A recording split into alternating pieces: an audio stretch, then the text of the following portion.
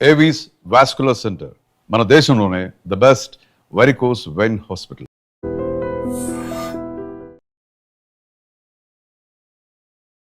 Conversation Nellore అసలు ఏందా బియ్యా యాడుండేది నువ్వు?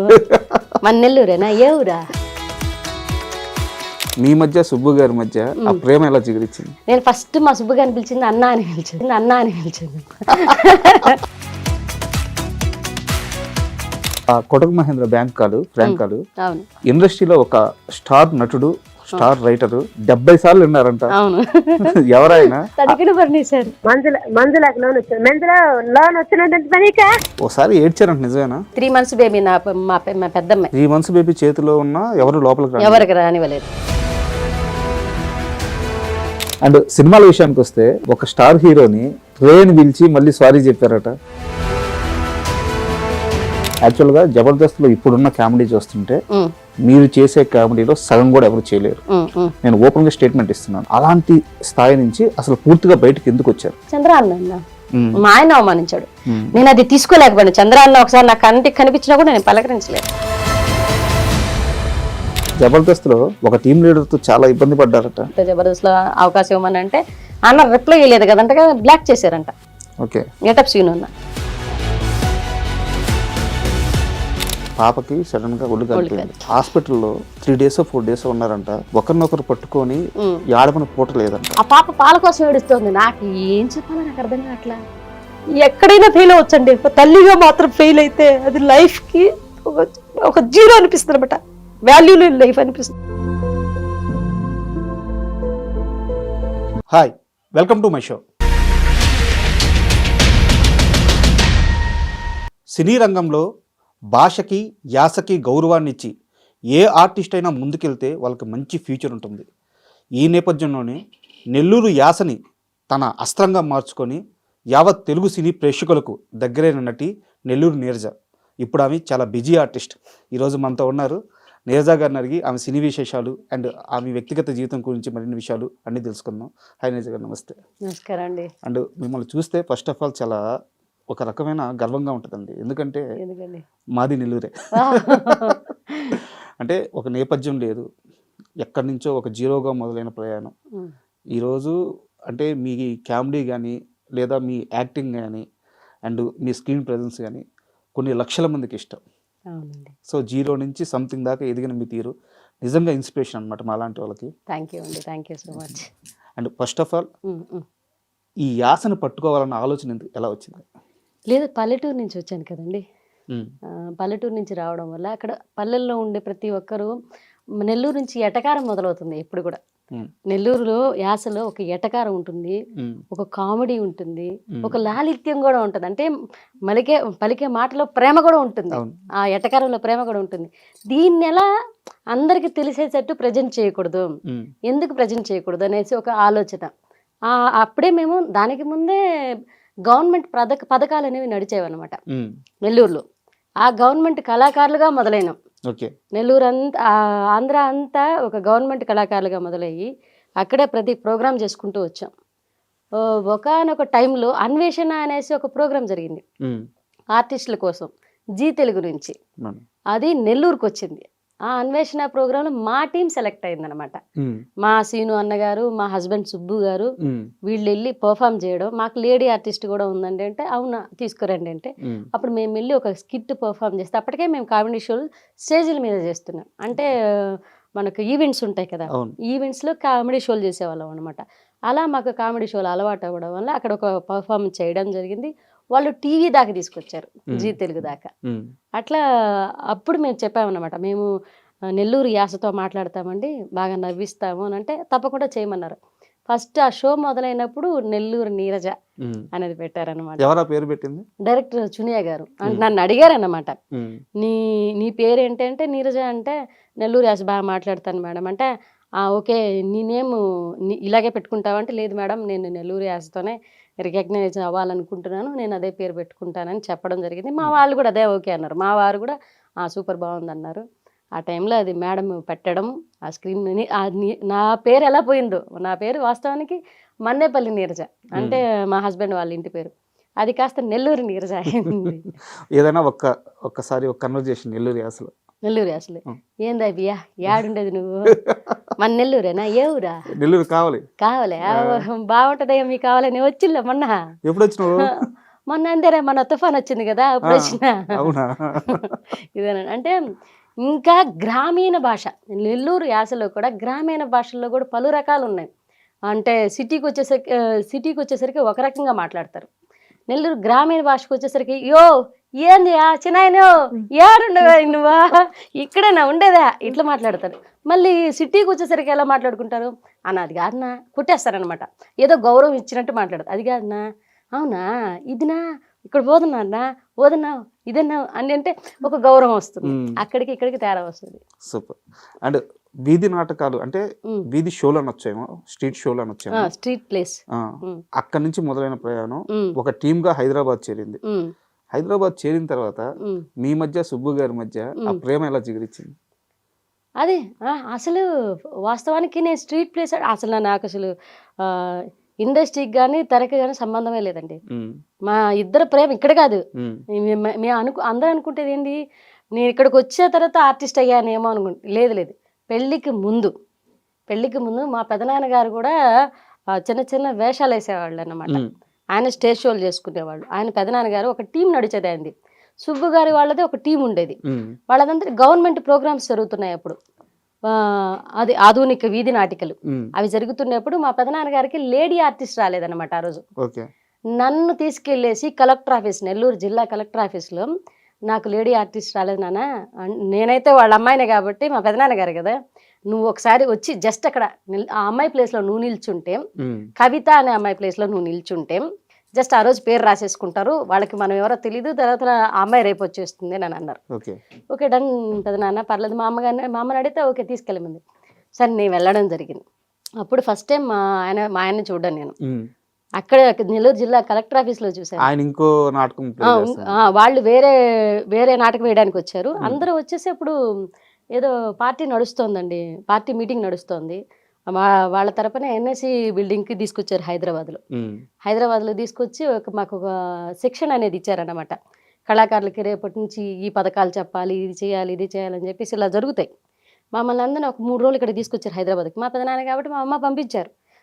ఇక్కడికి వచ్చిన తర్వాత మా వారు అక్కడ చూడడం, మీది ఏ ఊరు, ఎక్కడ ఉంటావు, అప్పుడు నాకు కరెక్ట్ 18 సంవత్సరాలండి. 18 సంవత్సరాలు. మీదే ఊరు, ఎక్కడ ఉంటావు అని అడిగితే నేను ఫస్ట్ మా సుబ్బు గారిని పిలిచింది అన్న అని పిలిచాను. అన్న మాది పలానా తాళ్ళపూడి దగ్గర, మీరు ఎక్కడన్నా అంటే మా ఆయన ఇట్లా చూస్తున్నాను, అన్న అంట అన్న ప్రపంచంలో ప్రతి ఓడికి అన్న అని అంటున్నాడు. నాకు అర్థం కాలే ఆయన సెన్స్ అనేది, నాకు అర్థం కాలే. మా పెదనాన్నకి చెప్పామంట, అన్న నాతో మాట్లాడుతున్నారు పెదనాన్న అంటే, మాట్లాడమ్మా తప్పే ఉంది, ఎవరైనా మాట్లాడతారు కదా ఆడపిల్లలు, నాకు మాట్లాడే తప్పే ఉంది. సరే మాట్లాడదాం అంటే నేను 2-3 టైమ్స్ అన్న అన్న అన్న అంటే ఊరికి అన్న సాగొడుతున్నావు అని అన్నాడు.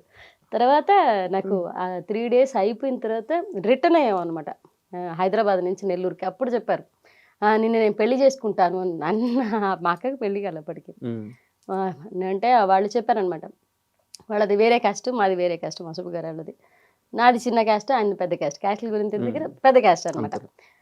మా ఇంట్లో ఒప్పుకుంటారు లేదని ఒక టెన్షన్. పైగా నా వయసు కూడా పెళ్లి వయసు కాదు, 18 ఏళ్ళు పెళ్లి వయసు కాదు. నెల్లూరుకి వచ్చేటప్పుడు బస్సులో చెప్పారు నాకు, నువ్వంటే నాకు ఇష్టం, నేను పెళ్లి చేసుకుంటాను. ఎన్ని రోజులకు వచ్చేసారు?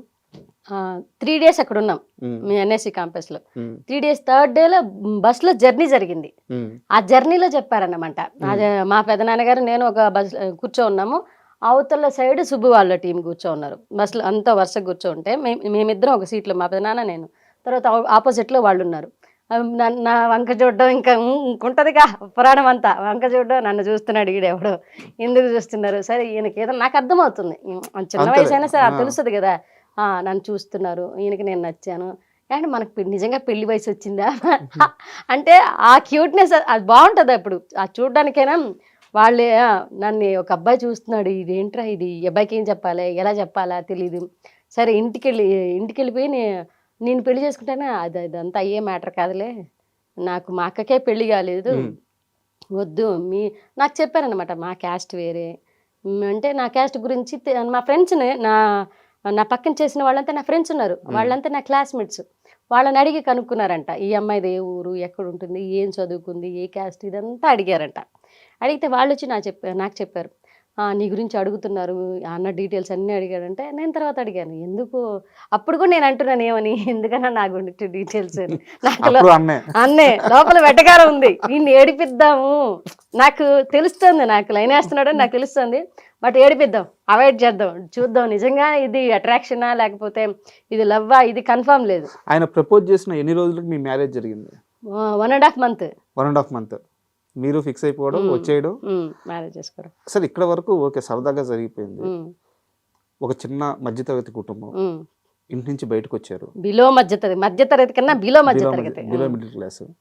జోబిలో 13 రూపాయలు ఉన్న వ్యక్తిని ఎలా నమ్మి, ఏమి నమ్మి పెళ్లి చేసుకున్నారు? మిమ్మల్ని ఎలా నమ్మాలంటే ఎస్పీ శివధర్ రెడ్డి గారి దగ్గరికి నన్ను తీసుకెళ్లాడు. ప్రజెంట్ ఇప్పుడు ఆయన హైదరాబాద్కి వచ్చున్నారు. ఎస్పీ శివధర్ రెడ్డి గారు అక్కడ ఉన్నారనమాట. అప్పుడు నెల్లూరులో నడుస్తున్నారు, ఆయన ఎస్పీగా ఉన్నారు. ఆయన దగ్గరికి తీసుకెళ్ళి నేను అడిగిన క్వశ్చన్కి ఆయన చెప్పిన ఆన్సర్ ఏంటంటే, ఎస్పీ శివధర్ రెడ్డి గారి దగ్గరికి వెళ్తాం, పోలీస్ సంరక్షణలో నిన్ను పర్మిషన్ తీసుకుని నేను పెళ్లి చేసుకుంటా, నీకు ఓకేనా అని అన్నాడు. నాకెందుకు ఆడపిల్లలకు కావాల్సింది ఏంటి, సేఫ్టీ. ఈ ప్రపోజల్ మా అమ్మకి చెప్పాను అనమాట. ఇట్లా ఒక అబ్బాయి నన్ను ఇష్టపడుతున్నా అంటే మా అమ్మ 2 పీకింది. అందరం తిట్టడం మొదలు పెట్టారు. మా మేనమామ వాళ్ళు ఇంటికి వచ్చారు, తిట్టారనమాట. మా మేనమామకి ఇంకో మేనమామకు కొడుకున్నారు. ఆ మామకి ఇచ్చి పెళ్లి చేద్దామని ఫిక్స్ అయ్యారు మెంటల్గా. ఆడికి కూడా తెలిసింది. ఆడి కూడా ఏంటంటే ఒక ప్రేమించింది ఈ పిల్ల, అప్పుడే ఈ పిల్ల వయసుకి ఈ పిల్ల ప్రేమ అంటే వీళ్ళందరి మంది నేనేం తప్పు చేస్తే తలంచుకుంటున్నాను. ఒక వ్యక్తిని ఇష్టపడడం కూడా తప్పేనా అంటే మనసుకి కూడా. రేపు నేను అడిగిన మాటలు ఏంటంటే మా అమ్మని రేపు నా మనసుకే తెలియని వ్యక్తిని తీసుకొచ్చి నా ముందు కూర్చోబెట్టి పెళ్లి చేసేసుకోమంటారు. ఆడు బాగా చూసుకుంటాడో లేదో తెలుసు. 1 monthలో నీకు మా అమ్మ అడిగింది కూడా, 1 monthలో నీకు ఆ అబ్బాయి గురించి ఏం తెలిస్తే, పోనీ రేపు నువ్వు చూపించే 2 నిమిషాల అబ్బాయి గురించి నాకేం తెలుస్తుంది, పోనీ నీకు తెలుసా అమ్మ? మీరు చాలా స్ట్రాంగ్ గా ఉన్నారు. నేను స్ట్రాంగ్ గా ఉన్నాను. నేను క్వశ్చన్స్ అడుగుతున్నా, ఆవిడ క్వశ్చన్స్ అడుగుతుంది. ఇలా కాదని చెప్పేసి మా అమ్మ ఏం చెప్పింది, ముందు అక్కకి పెళ్ళి అయిపోతే నీకు పెళ్లి చేయడమా, లేకపోతే ముందు ఈ పిల్లకి పెళ్లి చేద్దామని వాళ్ళు ఒక రకమైన డిస్కషన్ నడుస్తుంది. మా సుబ్బు గారికి చెప్పాను అనమాట. సుబ్బు ఇలా నడుస్తుంది అని చెప్పి. మా ఊర్లో అప్పుడు నాకు సెల్ ఫోన్ లేదు, ఇంట్లో ఫోన్స్ లేవు. ఊర్లో ఎస్టీడీ బూత్ ఉంది. ఎస్టీడీ బూత్కి వెళ్ళి నా ఫ్రెండ్ ఒక అమ్మాయి ఉండే, కృష్ణవేణి అనేసి, ఆమె ఆ ఊర్లోనే ఉంటుంది. ఆమెకి మ్యాటర్ అంతా చెప్పాను. ఆమె దగ్గర డబ్బులు తీసుకొని ఎస్టీడీ బూత్కి వెళ్ళి ఫోన్ చేసి మా సుబ్బు గారు ఒక ఫోన్ నెంబర్ ఇచ్చారు. ఆ నెంబర్కి చేస్తే వాళ్ళ ఇంటికి ల్యాండ్ లైన్కి పోతుంది అది. ఆ ల్యాండ్ లైన్కి ఫోన్ చేసి స్వప్న అని చెప్పాను అనమాట నా పేరు. అంటే ఎత్తుకోవడం మా సుబ్బు గారికి కొన్ని పాయింట్స్ భలే నచ్చాయనమాట నాకు. ఎత్తుకోవడమే వాళ్ళ అమ్మగారు ఎత్తారు ఫోను. ఎవరమ్మా అని అంటే నేను స్వప్నని అని చెప్పాను. స్వప్నని అంటే సుబ్బు గారితో మాట్లాడాలి, మొన్న నాకు ఈ నెంబర్ ఇచ్చారు, వాళ్ళ టీంలో చేశాను నేను అంటే ఎత్తుకోవడం. వాళ్ళ అమ్మ వెళ్ళిపోయారు. ఫోన్ ఇచ్చేసి సుబ్బు గారికి వాళ్ళ అమ్మ వెళ్ళిపోయారు. ఆయన ఎత్తుకోవడం చెప్పి నీరజా అన్నాడు. అర్థమైపోయింది. అదేంటది అదేంటది నా పేరు, నేను స్వప్న అని చెప్పాను కదా, నీకు ఎలా తెలుసు అంటే, నేను లైఫ్లో ఇచ్చిన నంబర్ నీకేను, వేరే ఆడపిల్లకి ఇలేదు. సో స్వప్న అనే పిల్ల నా టీంలో ఎవరూ చేయలేదు. నాకున్నది ఒకటే ల్యాండ్ లైన్ నెంబరు, అది నేనే నీకు ఇచ్చాను, నాకు గుర్తుందే అన్నాను. మరి నువ్వు వేషాలేకి నాకు చెప్పకనా ఉన్నాను. సరే చెప్పంటే ఇదంతా మ్యాటర్ చెప్పాను అనమాట. మా అమ్మ వాళ్ళు వేరే అతను చూస్తున్నారు అంటే, సరే నీ నిర్ణయం ఏంటి? వస్తే పెళ్లి చేసేసుకుంటా అన్నాడు. నువ్వు వస్తే నేను పెళ్లి చేసుకుంటా. మా అమ్మ పక్కన ఉంది, నేను బయటకు వచ్చి మాట్లాడతాను, ఇదే ఎస్టీడీ బూత్కి వచ్చి ఫోన్ చేస్తాను. ఫ్రెండ్ ఫోన్ నా దగ్గర ఫోన్ ఉంది, చిన్నది ఉంది వాళ్ళ దగ్గర. ఆ ఫోన్ నుంచి ఫోన్ చేశాడు అన్నమాట బయటకు వచ్చి. నేను అక్కడే నిల్చో ఉన్నాను. తను వెళ్ళి కూడా అప్పటికి 10 minutes అయిపోతుంది. నాకు ఫోన్ చేస్తాడో లేదని నాకు పక్కన టెన్షన్. ఎస్టీడీ బూత్లో ఉన్నాను నేను. మళ్ళీ రిటర్న్ కాల్ చేస్తే ఆ ఎస్టీడీ బూత్ ఆవితే మళ్ళీ నాకు ఇచ్చింది అనమాట. ఇందాక చేసిన అన్న వాళ్ళకి, బయట వాళ్ళకి ఏం చెప్తాం, ఇందాక చేసిన అన్న చేశారు అంటే సరే మాట్లాడుకుంటున్నాం అనమాట. మళ్ళీ ఎక్కడ మ్యాటర్ తెలిస్తే మా అమ్మ దాకా వెళ్ళిపోద్దు, ఆపేస్తారని ఒక టెన్షన్ ఉండే. సరే ఫోన్ చేసి మాట్లాడితే, సరే అమ్మా నువ్వు బయలుదేరి వచ్చేసి నేను ఎస్పీ గారి దగ్గర తీసుకెళ్ళి నీకు సెక్యూర్గా ఉండేదానికోసం, నువ్వు నన్ను నమ్మేదానికోసం, సరే మీ అమ్మ అడిగిన క్వశ్చన్స్ అన్నీ కరెక్టే, ఆవిడ అడగడంలో తప్పే లేదు, నువ్వు రా, నేను పెళ్లి చేసుకుంటా. సరే తీసుకెళ్ళాడు. ఈ స్ట్రగుల్ పీరియడ్లో నాకు నమ్మకం కలిగింది అనమాట. ఇప్పుడు ఎన్ని సంవత్సరాలు అవుతుంది పెళ్ళి? 15 సంవత్సరాల పైన అయిపోయిందండి. ఇప్పుడు ఎలా ఉన్నారు మీ సుబ్బు? బాగున్నారు. మీ సుబ్బులాగే ఉన్నారా? ఏం చేంజెస్ రాలేదా? వచ్చాయి, కానీ వెంటనే అంటే తన చేంజెస్ ఎలా ఉంటాయని, షార్ట్ టెంపర్. ఈ ఆర్థిక ఇబ్బందులు ఇవన్నీ చూసుకుంటూ ఈ బాధ్యతల వల్ల ఇద్దరు ఆడపిల్లల వల్ల అప్పుడప్పుడు కోపడతారు, గొడవలు జరుగుతాయి. ఆయన ఎంత గొడవలు జరిగినా ఆ సర్వెంటింగ్ తిరుగుతూ ఉంటాడు అనమాట. నన్ను వదిలి పెట్టిపోడు, ఆ సర్వెంటింగ్ తిరుగుతూ ఉంటాడు. మళ్ళీ 2 రోజులు మాట్లాడుకుంటుంటే ఏంటే నువ్వు ఏదో గొడవలో ఏదో అన్నాను వదిలేసి అంటే నాకు అర్థమవుతుంటుంది. సో మనకున్న స్ట్రగుల్స్ వల్ల, ఆర్థిక ఇబ్బందుల వల్ల వచ్చే గొడవలు, ఆర్థిక ఇబ్బందుల్లో వచ్చిన గొడవలు కానీ మా ఇద్దరి మధ్యన వచ్చిన గొడవలు లేవు అనమాట. ఈ ఆర్థిక ఇబ్బందుల వల్ల వచ్చిన గొడవలు, అప్పులు ఎందుకు నేను చెప్పినప్పుడు విన్నావా నాన్న, నువ్వు తీసుకుంటావు వాళ్ళ దగ్గర, ఎందుకు అంతంత వడ్డీలంటే తీసుకుంటావు, నా మాట విన్నావా, అది ఇది పడ్డాం, బాగానే పడ్డాయి. కానీ మళ్ళీ కంబ్యాక్ వస్తారనమాట. లైఫ్ అంతా సెట్ అయిన తర్వాత ఎప్పుడైతే మీరు ఇక్కడ జీ తెలుగుకి ఎంట్రీ ఇచ్చారో కామెడీ క్లబ్, యాక్చువల్గా జబర్దస్త్ కంటే ముందు స్టార్ట్ అయిన షో అది. అవును అవును, చాలా సక్సెస్ కూడా అయింది. అవును. బట్ ఎందుకు ఆగిపోవాల్సి వచ్చింది? అంటే వాళ్ళు 16 ఎపిసోడ్స్ చేశారండి. 18 ఎపిసోడ్స్ చేశారు. లైవ్లో మ్యూజిక్, అక్కడ ఉన్న ఎడిటింగ్ కూడా లైవ్లోనే. అంటే మనం ఇక్కడ ఎపిసోడ్స్ చేసేసిన తర్వాత ఎడిటింగ్ తీసుకెళ్ళి దాన్ని టెలికాస్ట్ ఇదంతా లేదు. ఆవిడ చునియా గారు అనేసి బాస్ సినిమా డైరెక్టర్ అనమాట ఆవిడ. మాకు ఆ షో చేసిన ఆవిడ లైవ్లో ఎడిటింగ్ పెట్టించారు. పెద్ద పెద్ద ఇప్పుడు సీరియల్ ఫామ్ అవుతున్న వాళ్ళని చేత, తర్వాత సినిమాల్లో బాగా ఎక్కువ ఫామ్ అయిన వాళ్ళని తీసుకొచ్చి పోటీగా పెట్టి, మా నెల్లూరు వాళ్ళని పోటీగా పెట్టి చేశారనమాట. కానీ ఆవిడ లేడీ కదా, వాళ్ళ స్ట్రగుల్ ఏంటో మాకైతే అర్థం కానీ 16 ఎపిసోడ్ తర్వాత ఆపేశారు, షోనే ఆపేశారు. ఆవిడ కూడా ఏంటి తొక్కేసే వాళ్ళు ఉంటారు, ఈ షో కాకపోతే ఇంకో షో ఎదుగుతా నేను, ఇది కాకపోతే ఇంకోటి ఇస్తా నేను. బాధేసిందా 16 ఎపిసోడ్లు? కానీ ₹1,00,000 ప్రైజ్ మనీ మేము కొట్టామన్నమాట. సినిమా వాళ్ళతోటే, సీరియల్ వాళ్ళతోటే, మేము అసలు ఆర్టిస్టులమే, అక్కడ వెండి తెరకు సంబంధం లేని వాళ్ళతోటే మేము వచ్చి పోటీ చేసి మేము నవ్వించాము. అసలు ఏమీ తెలియదు అప్పుడు. ఈ స్టేజ్ ఫియర్ ఎంత ఉండేదంటే, స్టేజ్ షోలు చేసినా సరే చుట్టూ కెమెరాల మధ్యలో మేము, చుట్టూ కెమెరాలు కాకుండా చుట్టూ మనుషులు మధ్యలో మేము ఉన్నాం ఇంతకాలం. అక్కడ చుట్టూ కెమెరాల మధ్యలో మేము, అంతే కదా. ఏంట్రా బాబు ఎట్టు తిరగదామన్నా కానీ ఏమంటారు, ఏం మాట్లాడాలో, ఎటు వెళ్ళాలో, ఎటు రావాలో, ఈ టెన్షన్ ఉండేదన్నమాట. ఆ సమయంలో మీ చుట్టూ చాలా మంది స్టార్లు ఉన్నా ఒక్క ఈటీవీ ప్రభాకర్ గారు మాత్రం మిమ్మల్ని చాలా ఓన్ చేసుకున్నారంట, మీ టీం ని చాలా సపోర్ట్ గా నిలిచారంట. ఏంది ఆయనతో అనుభూతి ఏంది? ఆయన ఏం చెప్పారంటే, నేను కింద స్థాయి నుంచి ఎదిగిన వ్యక్తిని.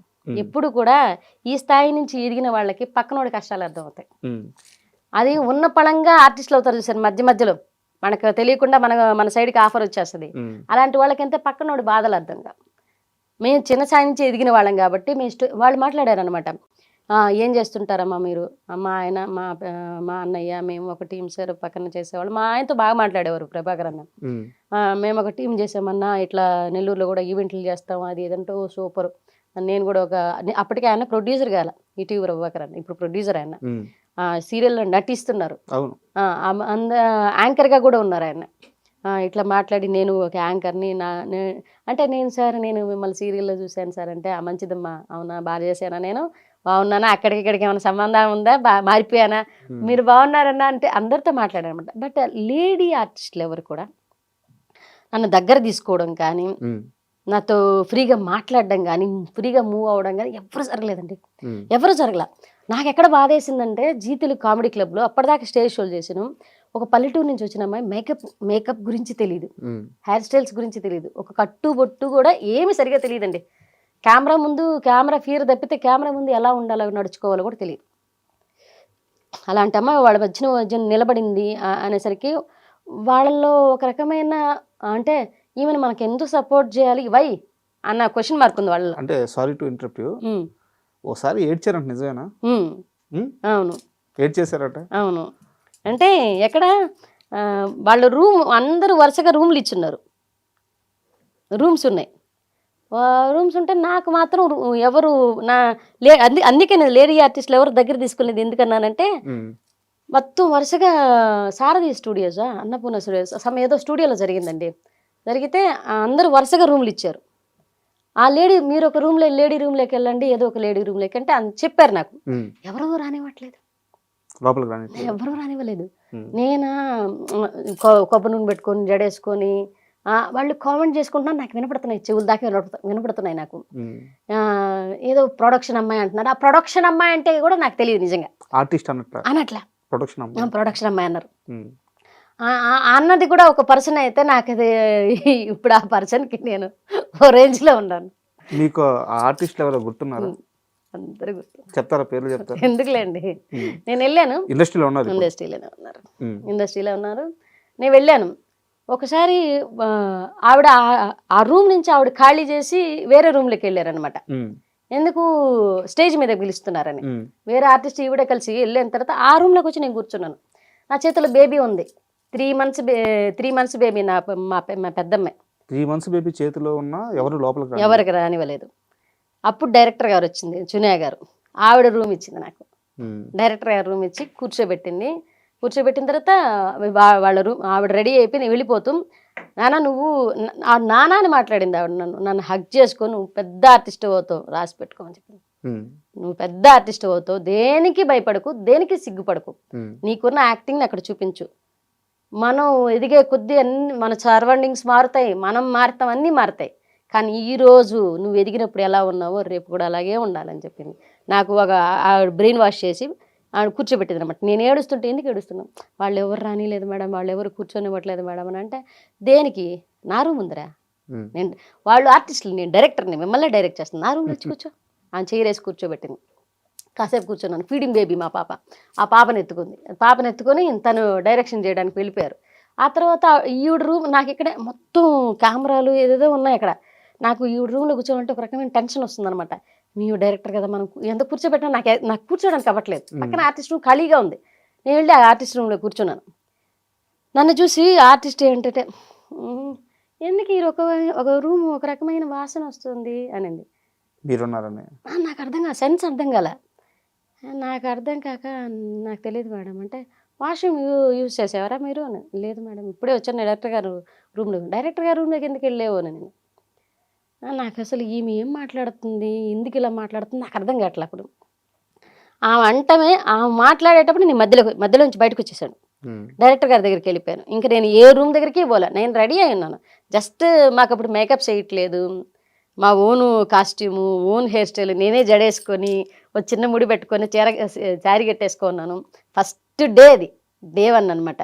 డే 2కి డైరెక్టర్ గారి రూమ్లో ఉన్నాను. ఆమె షో అయిపోయేంత వరకు నా రూమ్ వదలదు. అక్కడ నుంచి మీరు ₹1,00,000 ప్రైజ్ మనీ గెలిచిన తర్వాత వీళ్ళందరి రియాక్షన్ ఏంటి? మామూలు రియాక్షన్స్ కదా, వాళ్ళు ఫోటోలు తీసుకున్నారు మీతో వచ్చి. కానీ నాకు ఆ వ్యక్తి సారీ చెప్పలేదు. సారీ చెప్పడం కానీ, కన్విన్స్ ఒక కలివిడిగా మాట్లాడడం కానీ ఏది చేయలేదన్నమాట. సర్లే నేను లైట్ తీసుకున్నాను. ఇప్పటికీ కలుస్తుంటారా? లేదు, ఎప్పుడు ఆ వ్యక్తి గుర్తుందో లేదో కూడా తెలియదు నాకు.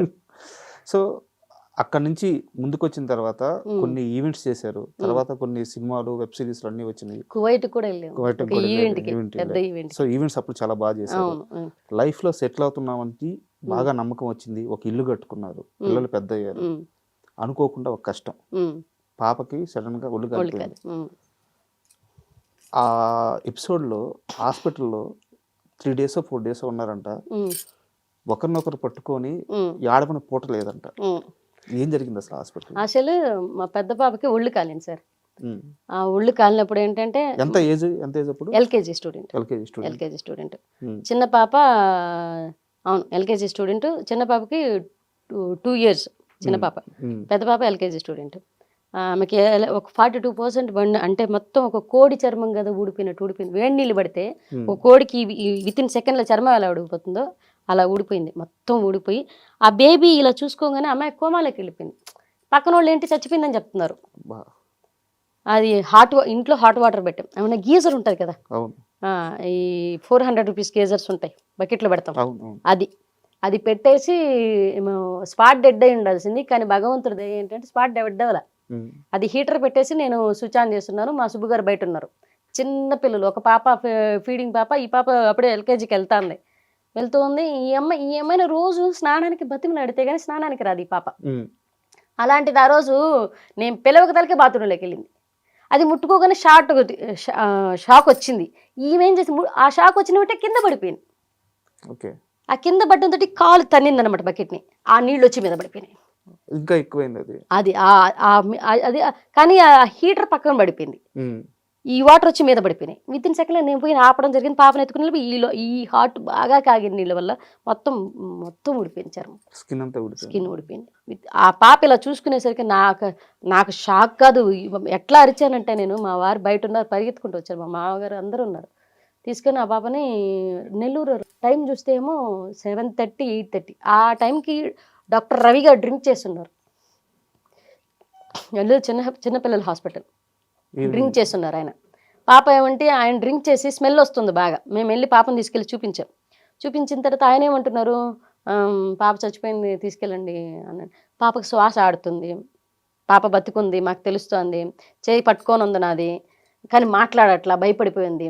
కానీ అక్కడున్న మిగతా డాక్టర్స్ ఏం చెప్పారంటే వితిన్ సెకండ్స్లో మెడ్రాస్ తీసుకెళ్ళిపోండి, వితిన్ సెకండ్స్లో మెడ్రాస్ తీసుకెళ్ళి బతికే ఛాన్స్ ఉంది అని చెప్పంగానే అక్కడి నుంచి ఆయన చెయ్యాలనుకుంటున్నా కానీ తాగి ఉండడం వల్ల చేయలేకపోతున్నారు. అంటే అప్పటికి ఆయన ఓపీ చూస్తున్నారా? ఊపి చూస్తున్నారు ఆయన, డ్యూటీలోనే ఉన్నారు ఆయన. ఆయనకి అది వెళ్ళిపోయే టైం అంట. ఆయన వెళ్ళిపోయే టైంలో మేము వెళ్ళాం ఎమర్జెన్సీ. కానీ ఆయన ఏంటంటే బాబా చనిపోయింది తెలుస్తుంది ఇట్లా అంటున్నారు. పక్కన వాళ్ళు మేనేజ్ చేస్తూ ఆయన తీసుకెళ్ళిపోయారు పక్కకి. ఆయన తీసుకెళ్ళిపోయిన తర్వాత ఇంకొక డాక్టర్ వచ్చి మాట్లాడి పాప బతికే ఛాన్సెస్ ఉంది, కానీ మీరు డబ్బులు పెట్టుకెళ్ళితే కంచికామహోటి హాస్పిటల్స్ ఉన్నాయి అవును మెడ్రాస్లో, అక్కడికి తీసుకెళ్ళమని చెప్పారు. మా దగ్గర డబ్బులు లేవు ఆ టైంలో, అప్పుడే ఇల్లు కట్టున్నాము, పూర్తి అయిపోయింది, చిల్లిగా లేదు డబ్బులు. ఏంట్రా బాబు ఈ పరిస్థితులు ఇలా ఉన్నాయని చెప్తే ఫ్రెండ్కి సేనన్న అయితే మాకు ఆ టైంలో డబ్బు సహాయం చాలా చేశాను. వడ్డీ లేదంతా పక్కన పెడితే డబ్బు సహాయం చేశారనమాట. సేనన్నకి ఫోన్ చేసి, అన్న మా పాప ఇట్లా చావు బతుకుల్లో ఉందన్న అంటే ఆయన వచ్చేసారు హాస్పిటల్ దగ్గరికి. వచ్చి 2 లక్షలు చేతిలో పెట్టేసి తీసుకెళ్ళమని చెప్పారు. మాకైతే మేము ఎదిగేటప్పటి నుంచి, మేము ప్రేమించుకున్నప్పటి నుంచి మాకు సపోర్ట్గా నిలబడింది, ఈ రోజుకి సపోర్ట్గా ఉన్నది మా సేనన్న, నెల్లూరు సేనన్న. వెళ్ళిపోయామన్నమాట. పాపను తీసుకెళ్ళిపోతే వాళ్ళు కాంచికామహోటి హాస్పిటల్లో 2 లక్షలు కట్టించుకొని లోపల పిలిచిన తర్వాత పాప తను చూసుకొని భయపడి కోమాలోకి వెళ్ళి చనిపోలే, కోమాలోకి వెళ్ళింది. పాప బయట రావడానికి ఈ ట్రీట్మెంట్ అంతా అయ్యేసరికి 22 రోజులు పడుతుంది. 22 రోజులు ఉండే హాస్పిటల్, 22 రోజులు ఐసీయూలోనే ఉన్నాం. ఐసీకి ఫర్ డే 8,000 అప్పట్లో 8,000 ఓన్లీ దాని రెంట్ మాత్రమే, ఓన్లీ రెంట్ మాత్రం 8,000. ట్రీట్మెంట్ మళ్ళీ చిన్నపిల్లల డాక్టర్ వస్తారు, ఎందుకంటే ఈమె కోమలు వెళ్ళిపోయింది. మళ్ళీ మాతంగి మేడం అనమాట, ఆమెకి ట్రీట్మెంట్ చేసిన ఆమె, ఈ కాలిన దానికి ఆమె ట్రీట్మెంట్కి వేరే, ఈయన ట్రీట్మెంట్కి వేరే. మొత్తం ఈ 22 రోజులకి 8 లక్షలకి పైన అయింది మాకు. మా అమ్మ మా అత్తగారు ఒక పాపని కూడా చూసుకోలేని అంత అసమర్థురాలా నువ్వు అన్నట్టుగా బిహేవ్ చేసి తిడుతున్నారనమాట. ఎదురుగా ఉన్నది ఐసీయూలో నా బిడ్డ అండి, నేను కన్న బిడ్డ. ఏదో పొరపాటున ఒక ప్రమాదం జరిగింది, పూర్తిగా నా కుటుంబ సభ్యులే నన్ను బ్లేమ్ చేస్తున్నారు. ఆ టైంలో బ్లేమ్ చేస్తుంటే నా కడుపులో పేగులు మెలిపెడుతున్నాయి. అసలు అవతలుంటుంది నా బిడ్డ, నేను కన్న బిడ్డ, అది నేను చంపుకోవడం ఏంటి అన్న ఫీల్లోనే ఉన్నాను. ఆ టైంలో మా సుబ్బు గారు, అది కన్న బిడ్డ, నీ బిడ్డ నువ్వు చంపుకుంటావా, మరి అది ఎందుకు చంపుకుంటుంది అని చెప్పి సపోర్ట్ చేసి మా అమ్మనే ఉంటుంది అంటే, నీ అంత అసముద్రాలువా నువ్వు బిడ్డను కూడా చూసుకోలేని పరిస్థితిలో ఉన్నావా అనేసింది. నాకైతే కడుపులో పేగులు మెలిదిప్పేసాయి అనమాట. అరే ఏంటి, ఎవరు నాతో సరిగా మాట్లాడట్లేదు, మా పాపను అలా చూసేసరికి నాతో ఎవరు సరిగా మాట్లాడట్లేదు. అరే ఏంట్రా వీళ్ళు, నేనేదో తప్పు చేశాను ఇదిలో చూస్తున్నారు, అది నా బిడ్డే కదా, నేను ఎందుకు చేసుకుంటాను దాన్ని. నాకు ఒక రకమైన బాధ అయిపోయి 3 రోజులు బ్రష్ లేదు, తిండి లేదు. ఐసీయూలో నుంచి అమ్మాయి 72 అవర్స్ తర్వాత చెప్తామన్నారు వాళ్ళు. 24 అవర్స్ కూడా కాదు, 42 అవర్స్ కాదు, 72 అవర్స్ తర్వాత చెప్తామన్నారు డాక్టర్ గారు. ఈ 3 రోజులు ఏం చెప్తారు, ఈ పాపను ఎలా బయట వస్తుందో లేకపోతే చచ్చిపోతుందో నా మైండ్లో ఇదే రన్ అవుతుంది. ఏంటి వాళ్ళు ప్రతి ఒక్కరూ వాళ్ళకున్న కోపం ఉంది, మా సమయం ఏంటి ఇలా వచ్చింది అనేసి అర్థం చేసుకునే దానికన్నా వాళ్ళు నా మీద కోపంగా ఉన్నారు. అంటే ఆ క్షణం నువ్వు పట్టుకో ఉంటే ఈ ప్రమాదం జరగదు. ఈ ప్రమాదాన్ని ఒక క్షణం మనుషులు పట్టుకోగలిగితే, ప్రతి క్షణంలో ఒక మనిషిని ఒక ప్రమాదాన్ని ఆపగలిగితే చాలా ప్రమాదాలు ఆపవచ్చు. మనకు తెలియకుండా జరిగేదానికి మనకు తెలిసి కాపాడుకునేవడం వేరే. బాత్రూంలో ఆ పాప వెళ్తున్నది విషయమే నాకు తెలియలే, నేను వంటగదిలో ఉన్నాను. ఆ పాప వెళ్ళి ఇలా చేసుకుంటుంది అంటే ముందు నీళ్లు ఆపుకోవాలి కదా, ఇలా అంటే తర్వాత మనకు చాలా అనిపిస్తాయి, ఇలా చేసి ఉండొచ్చు అలా చేసి ఉండొచ్చు. కానీ ఆ సమయం మనకు చెప్పా పెట్టకుండా వచ్చిన కష్టానికి ఆ నింద మనం మోస్తున్నప్పుడు ఉంటుంది చూసే ఆ బాధ, ఆ టైంలో మా సుబ్బు గారు చాలా సపోర్ట్ చేశారు. వదిలేసి తనని ఎందుకు అంటారు అసలు, తనని అంటే వాళ్ళు మా అత్తగారు మా అమ్మ అసలు మా అమ్మకి నేను చాలా ఇష్టం. మా అమ్మ కూడా తిట్టడం నాకు నచ్చలు అసలు. మా అత్తగారు వీళ్ళంతా ఒక రకమైన చిన్న చూపు చూస్తున్నారు. హాస్పిటల్ అంతా ఏడుపులు. మా పాప లోపల ఉంది. నాకు ఆ అమ్మాయి 4 ఏళ్ల తర్వాత పుట్టింది. ఆ పెళ్ళి 4 ఏళ్ల తర్వాత పుట్టింది. ఏంట్రా వీళ్ళు ఇంత మాటలనేస్తున్నారు, పాప ఏమో లోపల ఉంది, చనిపోతున్న వైబే వినపడుతుంది. మొత్తం పేషెంట్లు అందరూ అదే చెప్తున్నారు. ఒకటే అనుకున్నా, నేను శివయ్యని చాలా నమ్ముతాను, నా ఇష్టదైవం. మా ఇంటి కులదైవం వచ్చి సుబ్రహ్మణ్యేశ్వర స్వామి, మా అత్తగారు వాళ్ళు కొలిచేది, మా అమ్మ వాళ్ళు వెంకటేశ్వర స్వామి. నాకు శివయ్య అంటే పిచ్చి ఇష్టదైవం. నేను ఒకటే అనుకున్నా, శివయ్య తీసుకెళ్తే ఇద్దరిని తీసుకెళ్ళిపో. ఆ పిల్ల చచ్చిపోయిందంటే వెంటనే నేను ఆత్మహత్య చేసుకొని చచ్చిపోతాను. ఎందుకంటే ఒక ఫెయిల్యూర్ తల్లిగా బతకడం నా వల్ల కాదు. ఎందుకంటే నా బిడ్డని చంపుకున్నానన్న నింద నేను పోయలేను జీవితాంతం. దానికన్నా చచ్చిపోవడం మేలు అని అనిపించింది నాకు ఆ టైంలో. అంటే ఎక్కడైనా ఫెయిల్ అవ్వచ్చండి, ఒక తల్లిగా మాత్రం ఫెయిల్ అయితే అది లైఫ్కి ఒక జీరో అనిపిస్తుంది అనమాట. వాల్యూ లేని లైఫ్ అనిపిస్తుంది. అరే ఇంత చిన్న బిడ్డని కాపాడుకోలేకపోయావా ఈ క్వశ్చన్ మార్క్ వస్తుంటే నాకు ఒక బాధ. లోపలంతా ఏడుస్తున్నాను నేను. 3 రోజులు సుబ్బుని పట్టుకుని ఏడిచాను నేను.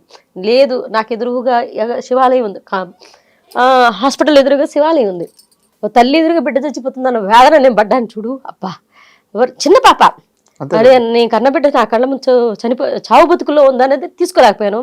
ఆ తర్వాత వాళ్ళు దానికి నన్ను బ్లేమ్ చేస్తుంటే ఇంకా తీసుకోలేకపోయాను అనమాట. సుబ్బు చాలా సపోర్ట్ చేశాడు. సుబ్బు మనస్తత్వం ఎలా అంటే కొన్ని విషయాలు తను చూసి నేను చాలా నేర్చుకున్నాను. తను ఆడపిల్ల పుడితే అదేంటారు హాస్పిటల్ మొత్తం స్వీట్స్ పంచాడు. తను పాప పుట్టిందని అందరూ పాప అని చెప్పగానే తిను ఫస్ట్ పాపకి సెకండ్ పాప కూడా అలాగే చేశారు. డాక్టర్ విజయలక్ష్మి హాస్పిటల్లో స్వీట్స్ పంచాడు అనమాట. తను చాలా పాజిటివ్గా ఉంటాడు మైండ్ సెట్. తను నాకు చెప్పింది ఏంటి, నాన్న పాప విషయంలో నీ తప్పు లేదు, భగవంతుడు ఏదో మనకు తెలియకుండా చాలా పెద్ద బాధ ఇచ్చాడు, దాన్ని బయట ఎట్ట రావాలని మనం ఆలోచించుకోవాలి. కానీ ఈ టైంలో నువ్వు పిరిగిదానిలా ప్రవర్తించడం ఏంటి, పిరిగిదానిలా మాట్లాడడం ఏంటి, వదిలే అని చెప్పేసి నాకు చెప్తున్నా. కానీ వీళ్ళు పక్కన చేరి ఇవన్నీ అంటుంటే నేను తీసుకురాకపోతున్నాను. నా మొహాన్ని అనేస్తున్నారు అనమాట. ఆ పాప లోపల ఉన్నదాన్ని వాళ్ళ ప్రేమ, అది వాళ్ళ కోపం. బట్ అది హద్దు దాటి తన అనకూడదు అనేది దానికి సెన్స్ రావట్లా, తల్లిగా తీసుకోలేకపోతున్నారు. నేను తప్పు చేయకపోయినా నింద భరిస్తున్నానే అన్న బాధ. ఈ బిడ్డ బయటికి రావాలి, ఈ బిడ్డ బయటకు రాకపోతే నేను గట్టిగా నిర్ణయం తీసుకున్నమాట. ఈ పిల్ల కానీ పాప కానీ ఏదన్నా అయిపోతే ఇద్దరు శవం చూస్తారు. వీళ్ళు మెంటల్గా ఫిక్స్ అయిపోయాను. పాప కానీ చనిపోయింది ఏదన్నా అయిందంటే నేను ఉండను, నేను మెంటల్గా ఫిక్స్ అయిపోయాను, నేను ఉండను. ట్రీట్మెంట్ తర్వాత ఎలా బయటపడ్డారు? 22 రోజులు ఈ 7 రోజులు మాత్రం పాపకి కోలుకుందండి. కోమాల నుంచి బయటకు వచ్చింది. పిల్లల డాక్టర్ని తీసుకొచ్చారు. ఆ పిల్లల డాక్టర్ ఫర్ డే ఆయనకి ఎంతో 50,000 ఎంతో అవుతుందన్నారు. ఆయన 3 days ఏమో ట్రీట్మెంట్ చేశారు. అంటే నడవడం కూడా మర్చిపోయే రేజ్కి వెళ్ళిపోయిందంట అమ్మాయికి. అమ్మాయి ఒకసారిగా అమ్మాయిని నడిపించి తీసుకెళ్లి మాట్లాడించి ఒక ఐసీ రూమ్ని కూడా ఒక చిన్న పిల్లల గదిలాగా మార్చేశారు. ఎక్కడ పడితే అక్కడ బెలూన్స్ కట్టి మాట్లాడిస్తూ నన్ను 24 ఆయన ట్రీట్మెంట్ చేసేటప్పుడు మాత్రం చిన్నపిల్లల డాక్టర్ నన్ను బయట ఉంచేవాళ్ళు ఒక అరగంట. ఆయన బేబీతో మాట్లాడుతూ ఉండేవాళ్ళు, స్పర్శిస్తూ ఉండేవాళ్ళు, చెప్తూ ఉండేవాళ్ళు. ఆ తర్వాత మళ్ళీ ఆయన బయట వెళ్ళిన తర్వాత నన్ను పిలిచి అమ్మ ఏం మాట్లాడకుండా ఇన్ని మాట్లాడు. 5వ రోజు కళ్ళు తెరిచి మమ్మీ డాడీ ఇలా అందరినీ గుర్తుపెట్టి నానమ్మ అందరినీ మాట్లాడమన్నారనమాట. ఆయన ఫర్ డే 50,000 దాకా తీసుకున్నారు. కానీ బాగా చేశారు డాక్టర్. ఒక 1 hour వచ్చిపోతారు ఆయన వెళ్ళి. ఆయన తర్వాత మాతంగి మేడం అనేసి ఆవిడ కాలిన దానికి ట్రీట్మెంట్ చేశారనమాట. ఇదంతా అయ్యేసరికి నాకు 8.5 లక్షలు దాకా అయిపోయింది. 22 రోజుల్లో 8.5 లక్షలు అయిపోయి వచ్చేటప్పుడు మాత్రం పాపని ప్రాణాలతో తీసుకొచ్చారు. చచ్చిపోయిందని నెల్లూరులో చెప్పిన డాక్టర్లు అక్కడికి వెళ్ళి వాళ్ళు పిచ్చిదైపోతుందని, కోమాలోకి వెళ్ళిపోయిందని, కోమాల నుంచి బయటకు వచ్చేటప్పుడు పిచ్చిదైపోయి వస్తుందని డాక్టర్లు చెప్పడం అట్లా ఇదంతా చెప్పారు. ఆ పాప ఈ రోజు చాలా బాగా చదువుకుంటోంది, చాలా బాగా స్కిన్. అంటే చిన్నపిల్లలకి ఎక్కడైతే త్వరగా బర్న్ అవుతుందో చిన్నపిల్లల స్కిన్, మనకైనా సరే బర్న్ అయితే ఒక వయసు వచ్చేంత వరకు మచ్చలు ఉండవంటండి, మచ్చలు పోతాయి, ఆ స్కిన్ గ్రోత్ అవుతూ ఉంటుంది. ఆ వయసులో తొందరగా గ్రోత్ అవుతుందంట, అది త్వరగా వచ్చే వయసు కాబట్టి ఏం పర్లేదని చెప్పారు నాకు. ఇప్పుడు వాళ్ళు ట్రీట్మెంట్ చేశారు. ఒక 3 సంవత్సరాలు మెడిసిన్స్ ఇస్తూ వచ్చేవాళ్ళు. ఒక రోజు అంటే ఇది ఎప్పుడో నాకు తెలియదు, మీరు బాగా ఏడుస్తున్నారంట, పాప కిట్ అయిపోయింది, 20 లక్షలు ఎంతో ఓవరాల్ గా అప్పు తేలిందంట, ఇంటి మీద కానీ ఇన్సిడెంట్ మీద కానీ. ఆఫ్టర్ కరోనా సుబ్బు గారు ఒక మాట అన్నారంట, ఉమ్, నాకు మీ ఇద్దరు ముఖ్యము. ఉమ్, చెప్పండి, నాకు కూడా ఎమోషన్ వస్తుంది. ఉమ్, ఉమ్, ఆ ఇంటితో నేను పుట్టలేదు, ఉమ్, ఈ డబ్బుతో నేను పుట్టలేదు. ఉమ్, ఉమ్, రేపు ఇంటిని అమ్మేస్తాను, ఉమ్. ఇంటి జీరో నమ్మే ముందు అవును. జీరో నుంచి నేను మళ్ళీ స్టార్ట్ అవుతాను. ఉమ్, మీ ముగ్గురు నాకు ముఖ్యం అన్నారంట. అవును. ఎట్లా అంటే ఆ, ఈ ఈ ఈ స్ట్రగుల్ పీరియడ్లో ఇల్లు అమ్మేసిన పరిస్థితులు దాటుకుని బయటకు వచ్చాం. అప్పటికే క్యాటరింగ్లో అతను సప్లయర్గా మొదలైన వ్యక్తి, క్యాటరింగ్లో సప్లయర్గా మొదలైన వ్యక్తి వంట మాస్టర్గా స్టార్ట్ అయ్యాడు. నేను మాస్టర్గా స్టార్ట్ అయ్యాను, రోజుకు ఒక 10,000 వస్తుంది, 20,000 వస్తుంది, లేకపోతే ఒక 5,000 వస్తుంది. వంట చేస్తే ఒక కార్యక్రమం చేస్తే ఇంత డబ్బులు వస్తాయమ్మా, సో నువ్వు కంగారు పడకు, మనం ఉన్నది సంపాదించుకుని ఆ ధైర్యంతో బతుకుతున్న వాళ్ళం. ఇండస్ట్రీలో చిన్న చిన్న అవకాశాలు ఏదో వస్తున్నాయి, అవి చేసుకుంటూ బతుకుతున్నాం. కానీ ఒక్కసారి ఇల్లు అమ్మేస్తే నేను అడిగింది ఏంటి, ఇప్పటిదాకా మనమంటూ ఇద్దరం బయటకు వచ్చిన తర్వాత కష్టపడి ఒక ఇల్లు కట్టుకున్నాం. అది నీ జ్ఞాపకార్థం, మన ఇద్దరి జ్ఞాపకార్థం. ఈ టైంలో ఇది అమ్మేస్తే తర్వాత ఇద్దరు ఆడపిల్లకాయలు పుట్టారు. మనం ఏంటి ఇప్పుడు మా పేరెంట్స్ వీళ్ళందరి ముందు విలువ వచ్చిందా, ఇల్లు కట్టిన తర్వాత కొంచెం విలువ ఇచ్చారు అన్నమాట. అది కూడా లేకుండా పోగొట్టుకుంటే ఈ పాపను తీసుకెళ్ళి ఈ రెంట్ హౌస్లో ఎక్కడ మన వల్ల అవుతుందా, పర్లేదు కంటిన్యూ చేద్దామా. నేను బతుకున్నా, నేను సంపాదించి కట్టిన ఇల్లు, దాని మీద నమ్మకం ఉందా, నా మీద నమ్మకం ఉందా? నీ మీదే. మరి నేను బతుకున్నా కదరా, నేను బతుకున్నా, మీ ముగ్గురిని సాగడానికి నేనున్నా, నేను చచ్చిపోయిన రోజు నువ్వు ఏడవాలన్నారు. బస్సులో వెళ్తున్నాం, మా సీను అన్న వాళ్ళ ఫాదర్ ఫోన్ చేసి, కరోనా కూడా అయిపోయింది, ఇది కరోనా తర్వాత ఇల్లు వచ్చింది కాబట్టి మధ్యలో కరోనా కూడా అయిపోయింది, మీరు 2 సంవత్సరాలు 3 సంవత్సరాలు వడ్డీలు కట్టలే, ఈ వడ్డీలు తీసుకున్న 10 లక్షలకి అసలు చక్ర వడ్డీతో సహా కలిపి 22 లక్షల పైన అయిందని చెప్పారు. తీసుకున్న 10 లక్షలకి డబుల్ అయిపోయింది. ఎక్కడి నుంచి ఆ డబుల్ అయిపోయింది అనగానే మేము అన్న వాళ్ళకి తెలిసి ఇల్లు కట్టున్నామని ఆ అన్నకే చెప్పామన్నమాట. అన్న మా దగ్గర ఉన్నది ఇల్లే, ఆ ఇల్లు అమ్మేసి నీ చేతిలో పెట్టేస్తాం, డబ్బు కావాలంటే వచ్చి తీసుకో అన్న అంటే ఓకే అన్నారు. వాళ్ళ ఫాదర్ అంటే వాళ్ళ డబ్బులు కూడా అండి, వాళ్ళు కూడా మనకు ఆర్థిక ఇబ్బందులు ఉన్నారు, అవతల సర్దుకుపోవడానంటే నువ్వు చెప్పిన మాట మీద నిలబడినట్టే. ఆ టైంలో అంతే కదా, వాళ్ళ డబ్బులు ఎంత స్నేహమైనా అండి. నేను ఆ సమయంలో బాధపడ్డాను, కానీ మా సుబ్బు గారు ఒక మాట అన్నారు, నీ స్నేహితుడే కదా, అసలు తీసుకోవచ్చు కదా, వడ్డీ మానేయచ్చు కదా. నేను ఒక మాట అన్నాను, అబద్ధం ఎందుకు చెప్పాలి, నేను ఆ మాట అంటే మా ఆయన ఏమన్నారు, కానీ నీకు అది ఆపద వచ్చిన రోజు నీ తల్లి కానీ నా తల్లిదండ్రులు కానీ ఎవరు రూపాయి చేతులు పెట్టలే, ఎవరు బయట నుంచి తీసుకొచ్చి ఇవ్వాల. వాళ్ళకి సర్కిల్ ఉంటుంది, వాళ్ళు బట్టే వాళ్ళకి లేని సర్కిల్, నీకు లేని సర్కిల్, మీ అమ్మకి లేని సర్కిల్, నాకు ఒక సర్కిల్ ఏర్పడి, నా ఫ్రెండ్ నేను ఏదో ఇస్తానని, పై డబ్బులు ఇస్తానో చిల్లర డబ్బులు ఇస్తానో ఆశపడి వాడు 2 లక్షలు తీసుకొచ్చి ఇచ్చాడు. అది దాకా మళ్ళీ ఇంకా చేతిలో పెట్టాడు. టైంకైతే చేతిలో డబ్బులు పెట్టాడు కదా. మరి నా మీద నమ్మకం, నేను ఏదో ఇస్తానని ఆశ వాళ్ళు ఉంది కదా, ఆ ఆశని బతికించాల్సిన అవసరం నాకు చాలా ఉంది. నా ఫ్రెండ్ నన్ను ఈ మాట తప్పలేదని నేను నిరూపించుకోవాలి, నేను కట్టుకుంటా అన్నారు. ఆ ఇల్లు అమ్మేసి ఆ డబ్బులు కట్టేశారు.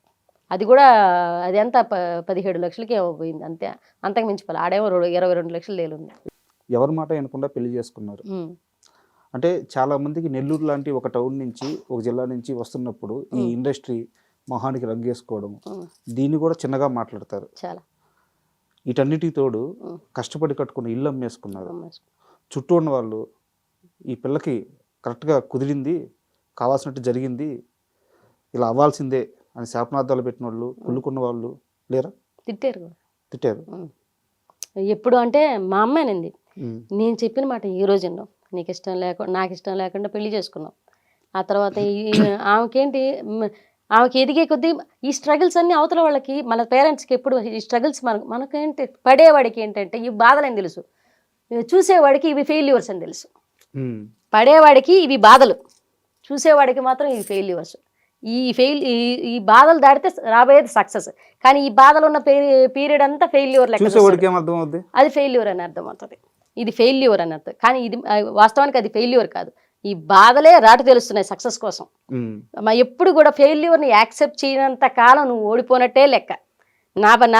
నాదేంటి నెక్స్ట్ ఏంటి, అవును ఇందులో పోయింది, నెక్స్ట్ ఇంకో పని చేసుకుంటాము, ఇంకో 10 రూపాయలు వస్తుంది అంటే, ఇప్పుడు వాళ్ళకి నచ్చిన వ్యక్తిని చేసుకున్నంత మాత్రాన నేను సక్సెస్ అయిపోయినట్టేనా? అతనికి బాధలు రావా? రేపు ఇదే బిడ్డ అక్కడ బుట్టి కాలిపోయి ఉండదా? మా ఇద్దరి మధ్య గొడవలు రావా? ఒక పర్సనే చేంజ్ అయ్యారు. అతని ఆర్థిక పరిస్థితులు బాగుండి ఉంటాయి, రేపు అతనికి యాక్సిడెంట్ జరగదా, నాకు యాక్సిడెంట్, బాధలు చెప్పేమన్నా వస్తాయా అండి? లేకపోతే నాకు డబ్బున్నోడికి రాను అని ఏమైనా రాసి ఎవరి పెట్టి చేతిలో ఉంటాయి? అంటే మీ పర్సనల్ లైఫ్ గురించి ఇంత డిస్కషన్ నేను ఎందుకు పెట్టాల్సి వచ్చిందంటే, నెల్లూరు నీరజ నవ్విసద్ది, కామెడీ చేస్తుంది. ఈ యాంగిల్లో కూడా కేవలం కామెడీ చేస్తుంది అని చెప్పి ఒక చిన్న చూపు ఉంది. లేదు ఒకసారి కామెడీ అనే కాదు, నేను ఈ మధ్య అది చెరిపేయాలనే కమిటీ కుర్రాళ్ళని సినిమా చేసి అవును, చాలా మంచి క్యారెక్టర్ చేశాను. క్యారెక్టర్ ఆర్టిస్ట్గా షిఫ్ట్ అయ్యాను నేను Shift అయ్యి. కామెడీ ఎందుకు. సో అక్కడ సక్సెస్ అయ్యారు. బట్ నీరజ అంటే మీరు అనుకునే అతి సామాన్యమైన చిన్న స్థాయి కమెడియన్ కాదు. లైఫ్లో చాలా కష్టాలు దాటి, చాలా ఇబ్బందులు దాటి గట్టిగా నిలబడ్డ ఉమెన్, అవును, స్ట్రాంగ్ ఉమెన్. స్ట్రాంగ్ ఉమెన్ కూడా ఒకసారి సూసైడ్ అటెంప్ట్ కూడా చేశానండి నేను లైఫ్లో. ఎందుకు? అంటే మా సుబ్బు గారికి నాకు ఒకనొక స్ట్రగుల్ పీరియడ్లో బాగా గొడవలు వచ్చేసాయి. ఆ పీరియడ్లో బాగా గొడవలు వచ్చాయి. ఆ టైంలో మా వారు కొంచెం అంటే ఆక్వర్డ్గా బిహేవ్ చేశాడనమాట. నేను అది తీసుకోలేకపోయాను.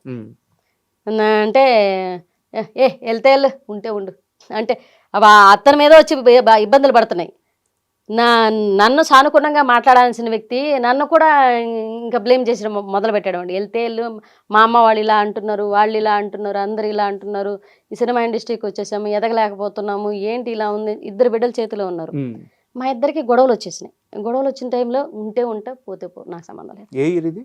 అది ఒక 5 years బ్యాక్ హైదరాబాద్కి వచ్చున్నాం. ఆ టైంలో మేము హైదరాబాద్కి వచ్చున్నాం, ఈ ఇల్లు అక్కడ అమ్మేసాము, పిల్లల్ని ఇద్దరిని తీసుకొచ్చి హైదరాబాద్కి వచ్చున్నాం. మొత్తం మా ఆయనకు అయితే ఒక ఆఫర్ రాలేదు, నాకు చిన్న చిన్న ఆఫర్లు వస్తున్నాయి, లేకపోతే వచ్చిన 1 yearకి వెళ్ళిపోదాం అనుకుంటున్నాం. మేము అప్పుడు వెళ్ళిపోదాం అనుకుంటుంటే ఏంటంటే ఎవరో పిలవట్లా, అవకాశాలు చెప్పట్లా, మన ఇండస్ట్రీని నమ్ముకొని వచ్చాం. అక్కడ చూస్తే ఏమంటే కరోనా తర్వాత అప్పులు, పాపం ఆయన తప్పు కూడా లేదు, అప్పులు వచ్చి మీద పడిపోయినాయి, వాళ్ళు వచ్చి మీద కూర్చున్నారు.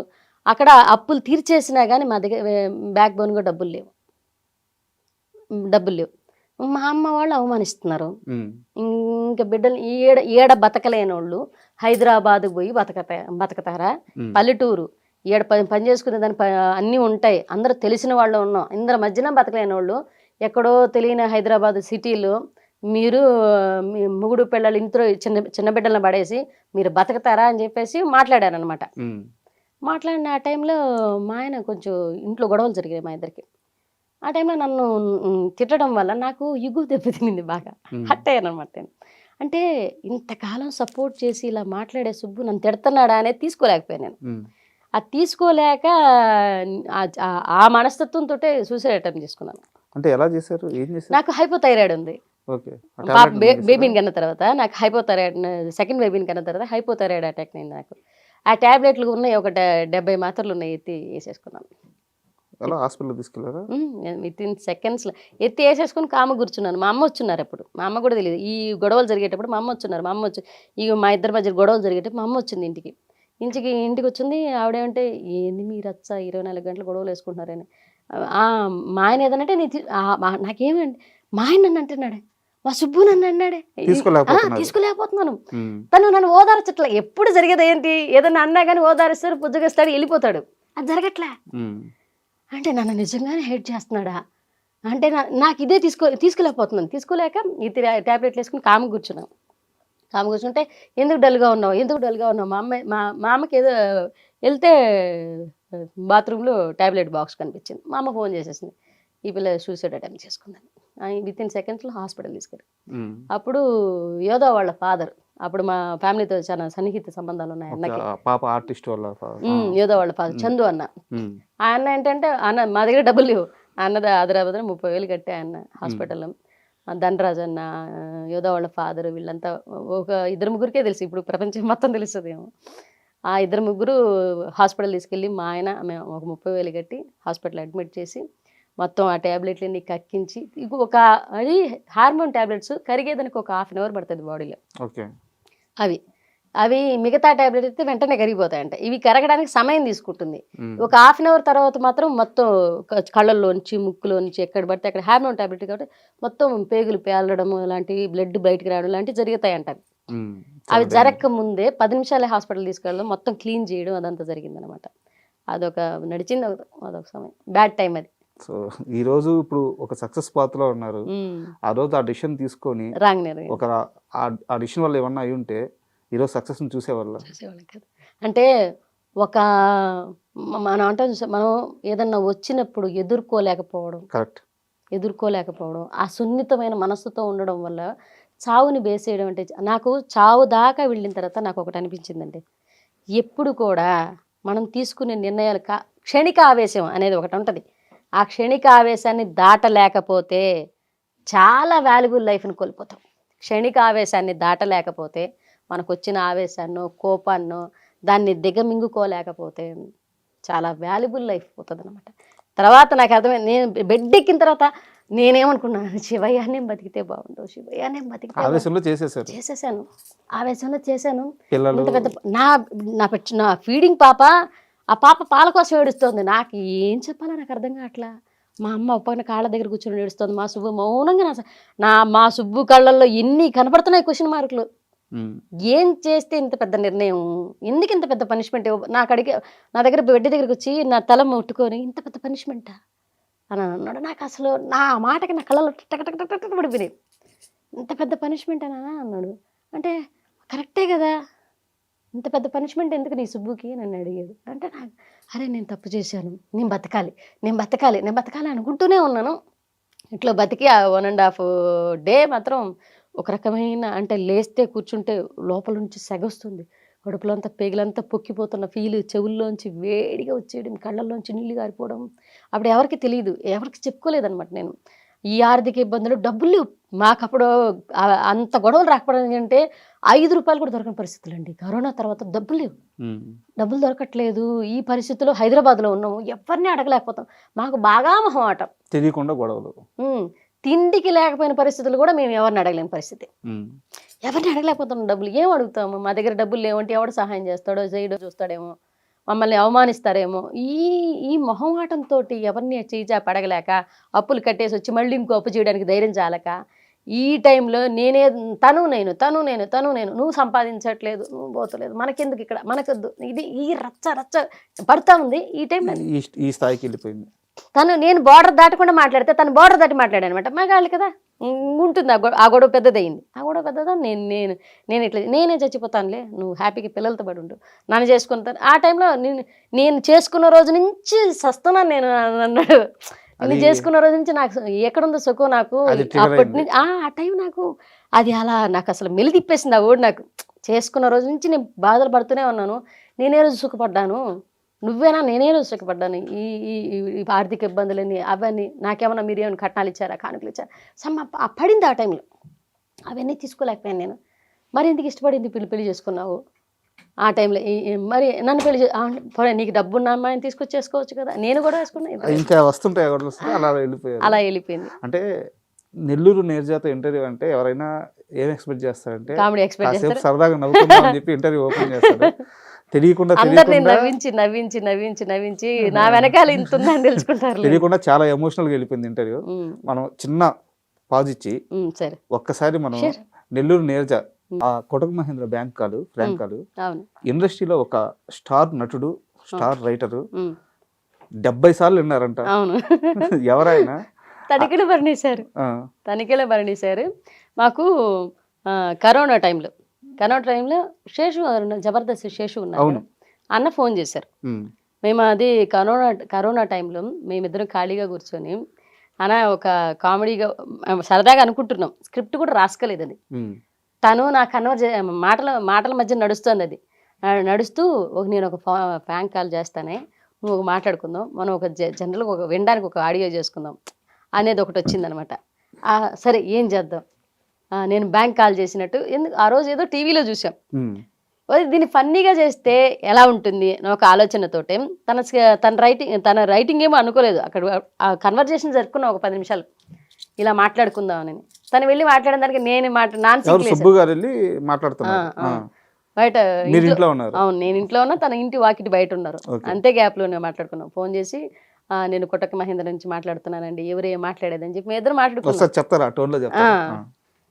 ఎవరే మాట్లాడేదా, ఇది మహేంద్ర వెంకటరమో మహేంద్ర గడి కొట్టినారట మే అనేసి చేసామన్నమాట. పవన్ కార్డ్ నా కార్డు ఎందుకు ఉంటుందే పాన్ కార్డ్ అని అడుగుతారు సుబ్బు. పాన్ కార్డు కావాలని అంటే పవన్ కార్డు నా కార్డు ఎందుకు ఉంటుందే పవన్ కార్డే ఉంటుంది అని చెప్తానమాట. నాన్స్ ఇంకంతా అది చేసినప్పుడు 70 సార్లు శేషు అన్న ఫోన్ చేశారు.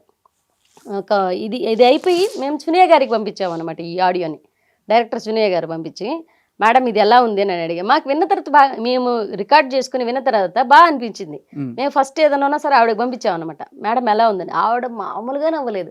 ఆవిడ జస్ట్ డైరెక్టర్ గ్రూప్లో ఫార్వర్డ్ చేశారంట. అది అక్కడి నుంచి వెళ్ళింది. మాకు అప్పుడు యూట్యూబ్ ఛానల్ లేదు, అందులో పెట్టాలన్న ఇది తెలియదు, ఏం తెలియదు. జస్ట్ ఒక ఫోన్ కన్వర్జేషన్ మా మేడంకి పంపించాం. ఆవిడ బయటకు పంపించింది దాన్ని ఇంకా యూట్యూబ్లోకి లాగారు, అక్కడ లాగారు, ఇక్కడ లాగారు, రకరకాలుగా వాడారు దాన్ని. భయంకరమైన మీమ్స్ అయింది అది. అది ఒక 1 ఇయర్ తర్వాత కరోనా అయిపోయింది, ఇంకా లాక్డౌన్స్ అంతా ఎత్తేసారు. అప్పుడు శేషు అన్న ఫోన్ చేసి అరే మీకు ఒక సర్ప్రైజ్ రా, మీరు ఆడియో కాల్ ఒకటి చేశారు. షేకింగ్ శేషు గారు ఫోన్ చేసి అరే మీకు ఒక సర్ప్రైజ్ రా అన్న. ఏంట్రా సర్ప్రైజ్ అన్న చెప్పండి అన్న అంటే, మీరు మొగుడు పిల్లలిద్దరూ నేను ఒక లొకేషన్ పంపిస్తాను డబ్బింగ్ స్టూడియో, అక్కడికి వచ్చేసేయండి అన్న. ఇక్కడ గణపతి కాంప్లెక్స్ దగ్గర. సరే మీ ఇద్దరం ఎట్లున్నా అట్లా వెళ్ళిపోయి నిల్చోను. లోపల నుంచి ఒక పెద్ద వ్యక్తి వస్తున్నారు బయట అంటే తనిఖీలభరణి గారు. ఫస్ట్ టైం లైవ్లో ఆయన చూడడం, నేను అప్పటిదాకా ఆయన చూడడం కూడా లే. సార్ బయటకు రాగానే కాళ్ళకి నమస్కారం చేసుకుని సార్ అంటే ఎవరు అని అన్నారు ఆయన. ఈ అన్న ఎందుకు తీసుకొచ్చాడో తెలియదు, మాకు అసలు విషయం తెలియదు, ఆయనకే తెలియదు. శేషి గారు అంటే చెప్పరా అన్నాడు శేషి అన్నని తనిఖీలభరణి గారు. ఎవర్రా చెప్పరా బాబు అంటే సరే సార్ మీరు 70 సార్లు విన్నా, కారులో వచ్చేటప్పుడు చెప్పారు కదా, కారులో ఈ అన్నతో చెప్పారంట. నేను ఒక ఆడియో వింటూ ఇది 70 సార్లు విన్నా శేషు నేను. నాకు ఎంత ముచ్చటేసిందంటే నాన్ సింక్లో మాట్లాడతారు వీళ్ళు, ఎంత బాగా మాట్లాడంటే ఆడ మొగుడుకు వెళ్ళాలండి నాకు తెలుసు, మన జబర్దస్త్లో కూడా చేశారు, నా టీంలో కూడా చేశారు, ఆ అబ్బాయి కూడా అమ్మాయి వాళ్ళు వేరే టీవీలో కూడా చేస్తారని చెప్తే అవునా నవ్వారంట. ఆయనకు సర్ప్రైజ్ ఇద్దామని మమ్మల్ని తీసుకెళ్ళాడు, మాకు కూడా సర్ప్రైజ్, అది బిగ్ సర్ప్రైజ్. అంతే కదా. మేము మాట్లాడిన తర్వాత ఓ సూపర్ అమ్మా రా అన్నారు. వెళ్ళిన తర్వాత ఆయన పట్టుకొని మా ఆయన నన్ను బంగారం ఇద్దరు ఎంత బాగా చేశారు రా, ఎప్పుడో ఫ్యూచర్లో ఒక అవకాశం ఇస్తాను ఉండండి అని అన్నారు. అంతే అని అన్నారు. Thank you so much sir. అది చాలు, ఆయన కలవడం చాలు. ఒక ఆడియోకి అంతకు మించిన అవార్డు నాకు అవసరం లేదనిపించింది ఆ టైంలో. ఆయన లైవ్లో సరే నేను ఇక్కడ కూర్చుంటా, మీ ఇద్దరు ఆడు చేయండి ఇంట అని అన్నాడు. నేను మీ ఇద్దరు చేసామన్నమాట. వాడు సూపర్ అయ్యా భలే చేశారయ్యా, ఆయన యాటిట్యూడ్ భలే వచ్చింది నాకైతే. ఆయన రాయని కామెడీ కాదు, ఆయనకి తెలియదు. ఒక కవికి, ఇండస్ట్రీలో ఒక సీనియర్ యాక్టర్కి మన కామెడీ నచ్చి పిలవడం అనేది అంతకు మించిన అవార్డు ఏంటండి చెప్పండి. నాకు అది ఆ టైంలో చాలా బిగ్ అచీవ్మెంట్ అనిపించింది. నవ్వి మీ ఇద్దరు ఒక ఫోటో దిగి పక్కన కూడా పెట్టుకున్నాం అనమాట. అట్లా జరిగింది. అంటే అక్కడి నుంచి కట్ చేస్తే చాలా వెబ్ సిరీస్లో యాక్ట్ చేశారు. సో అంటే స్టేజ్ షోలకు కానీ టెలివిజన్ షోలకు కానీ ఇక్కడ మనకి వెబ్ సిరీస్లకు వచ్చేలేకే ఆ యాక్టింగ్ తీరు మారిపోద్ది, చాలా తేడా ఉంటుంది. ఎలా మెర్జ్ అవ్వగలిగారు? ఒకటండి, నాకు ఈ కామెడీ షోలు ఇవి అంటే ఫస్ట్ ఆఫ్ ఆల్ నేను ఇక్కడ యాక్టింగ్ చాలామంది అంటారు అసలు మీరు యాక్టరే కాదు, నేను మా కుటుంబ సభ్యులు కానీ నేను ఎవరు యాక్టర్స్ లేరు. మాకు అసలు మా పెదనాన్న గారు అంటే ఆయన జానపద కళాకారుని, ఆయన సాంగ్స్ పాడుకునేవాడు.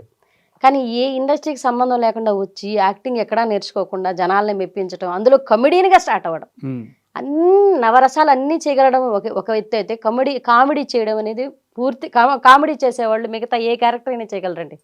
ఇది 100% చెప్తాను. నేను కమెడియన్గా నేను తీసుకున్నది ఏంటంటే కామెడీ వర్షన్లో అదే బాడీ షేమింగ్, క్యారెక్టర్ షేమింగ్ ఇవన్నీ తీసుకోవడం వల్ల మనసు చాలా స్ట్రాంగ్ అవుతుంది. బాడీ షేమింగ్, క్యారెక్టర్ షేమింగ్ అన్నీ తీసుకుంటాం, మన మీద మన కౌంటర్లు వేయించుకుంటాం, పక్కన మీద కౌంటర్లు వేస్తాం. ఇవన్నీ మన అనుకుంటాం కానీ ఆర్టిస్టుని చాలా స్ట్రాంగ్ చేస్తాయి. కమెడియన్కి ఉన్న స్ట్రాంగ్ మెంటాలిటీ హీరోకి కూడా ఉండదు, అంత స్ట్రాంగ్ మైండెడ్ వస్తారు. ఎందుకు అని అంటే బాడీ షేమింగ్, క్యారెక్టర్ షేమింగ్, ఎత్తుకుంటే క్యారెక్టర్ షేమింగ్ చేస్తావు నువ్వు అట్లా. ఇదే వ్యక్తిని ఒక కమెడీని తీసుకొచ్చి బయట ఒక మాట అనండి ఆయన తట్టుకోలేరు, ఒక స్టేజ్ మీద 100 అనండి తట్టుకోగలరు. నవ్వించడానికి దేనికైనా రెడీ. అది మెంటల్గా ఫిక్స్ అవుతారండి, నవ్వించడానికి దేనికైనా రెడీ. అది నిజ జీవితంలో కూడా ఎలా అవుతుంది, అవతలో నవ్వించడానికి మనం ఏం చేసినా తప్పులేదు. మీకు వెబ్ సిరీస్ల పరంగా ఫస్ట్ బ్రేక్ అంటే భామా కలాపం అనుకోవచ్చా? భామా కలాపం అనేది సినిమా కదా. అవును, ఓటీటీలో. అవును, first break Bhama Kalapam. Web సిరీస్లు వల్ల కూడా కాదు, కానీ అప్పటికి నేను కామెడీ షోల్లో యాజ్ ఎ టీమ్ లీడర్గా ఉన్నాను. హంగామా, జబర్దస్త్, మళ్ళీ వచ్చేసి అది ఎక్స్ప్రెస్ రాజా అనేది మన యాంకర్ ప్రదీప్ గారికి 1.5 year అమ్మగా నడిచాను దాంట్లో నేను. మంగళవారం ఏదో షో వచ్చేది అప్పుడు. సో అంటే ఇంకా జబర్దస్త్ వరకు రాలేదు. ఓటీటీ విషయానికి వస్తే ఫస్ట్ బ్రేక్ భామకళ ప్రియమణి గారు. ప్రియమణి గారు. సో ఆమెతో ఎలా ఉండేది? ఆవిడ చాలా మంచి ఆవిడండి. నాకు ఫస్ట్ టైం ఒక హీరోయిన్తో చేయబోతున్నా నేను. పిలిచి హీరోయిన్కి అక్క క్యారెక్టర్ అన్నారు. అంటే ఆవిడ అక్క అని పిలుస్తారు నన్ను. మీరు ఇంటి ఓనరు అన్నీ మీ పమ్మి సాయి గారు అనేసి ఆయన హస్బెండ్ క్యారెక్టర్. నాకు అటు చెప్తే నాకు టెన్షన్ వచ్చింది ఫస్ట్. ఒక హీరోయిన్తో కదా, ఆవిడ అప్పటికే బాగా సక్సెస్లో ఉన్న హీరోయిన్ ఆవిడ. ఎవరితో చేయబోతున్నావు, ఎట్లుంటుంది ఏంటో, వాళ్ళ హీరోయిన్ అంటే ఒక రకమైన మనకు దడ ఉంటుంది కో ఆర్టిస్టులకి.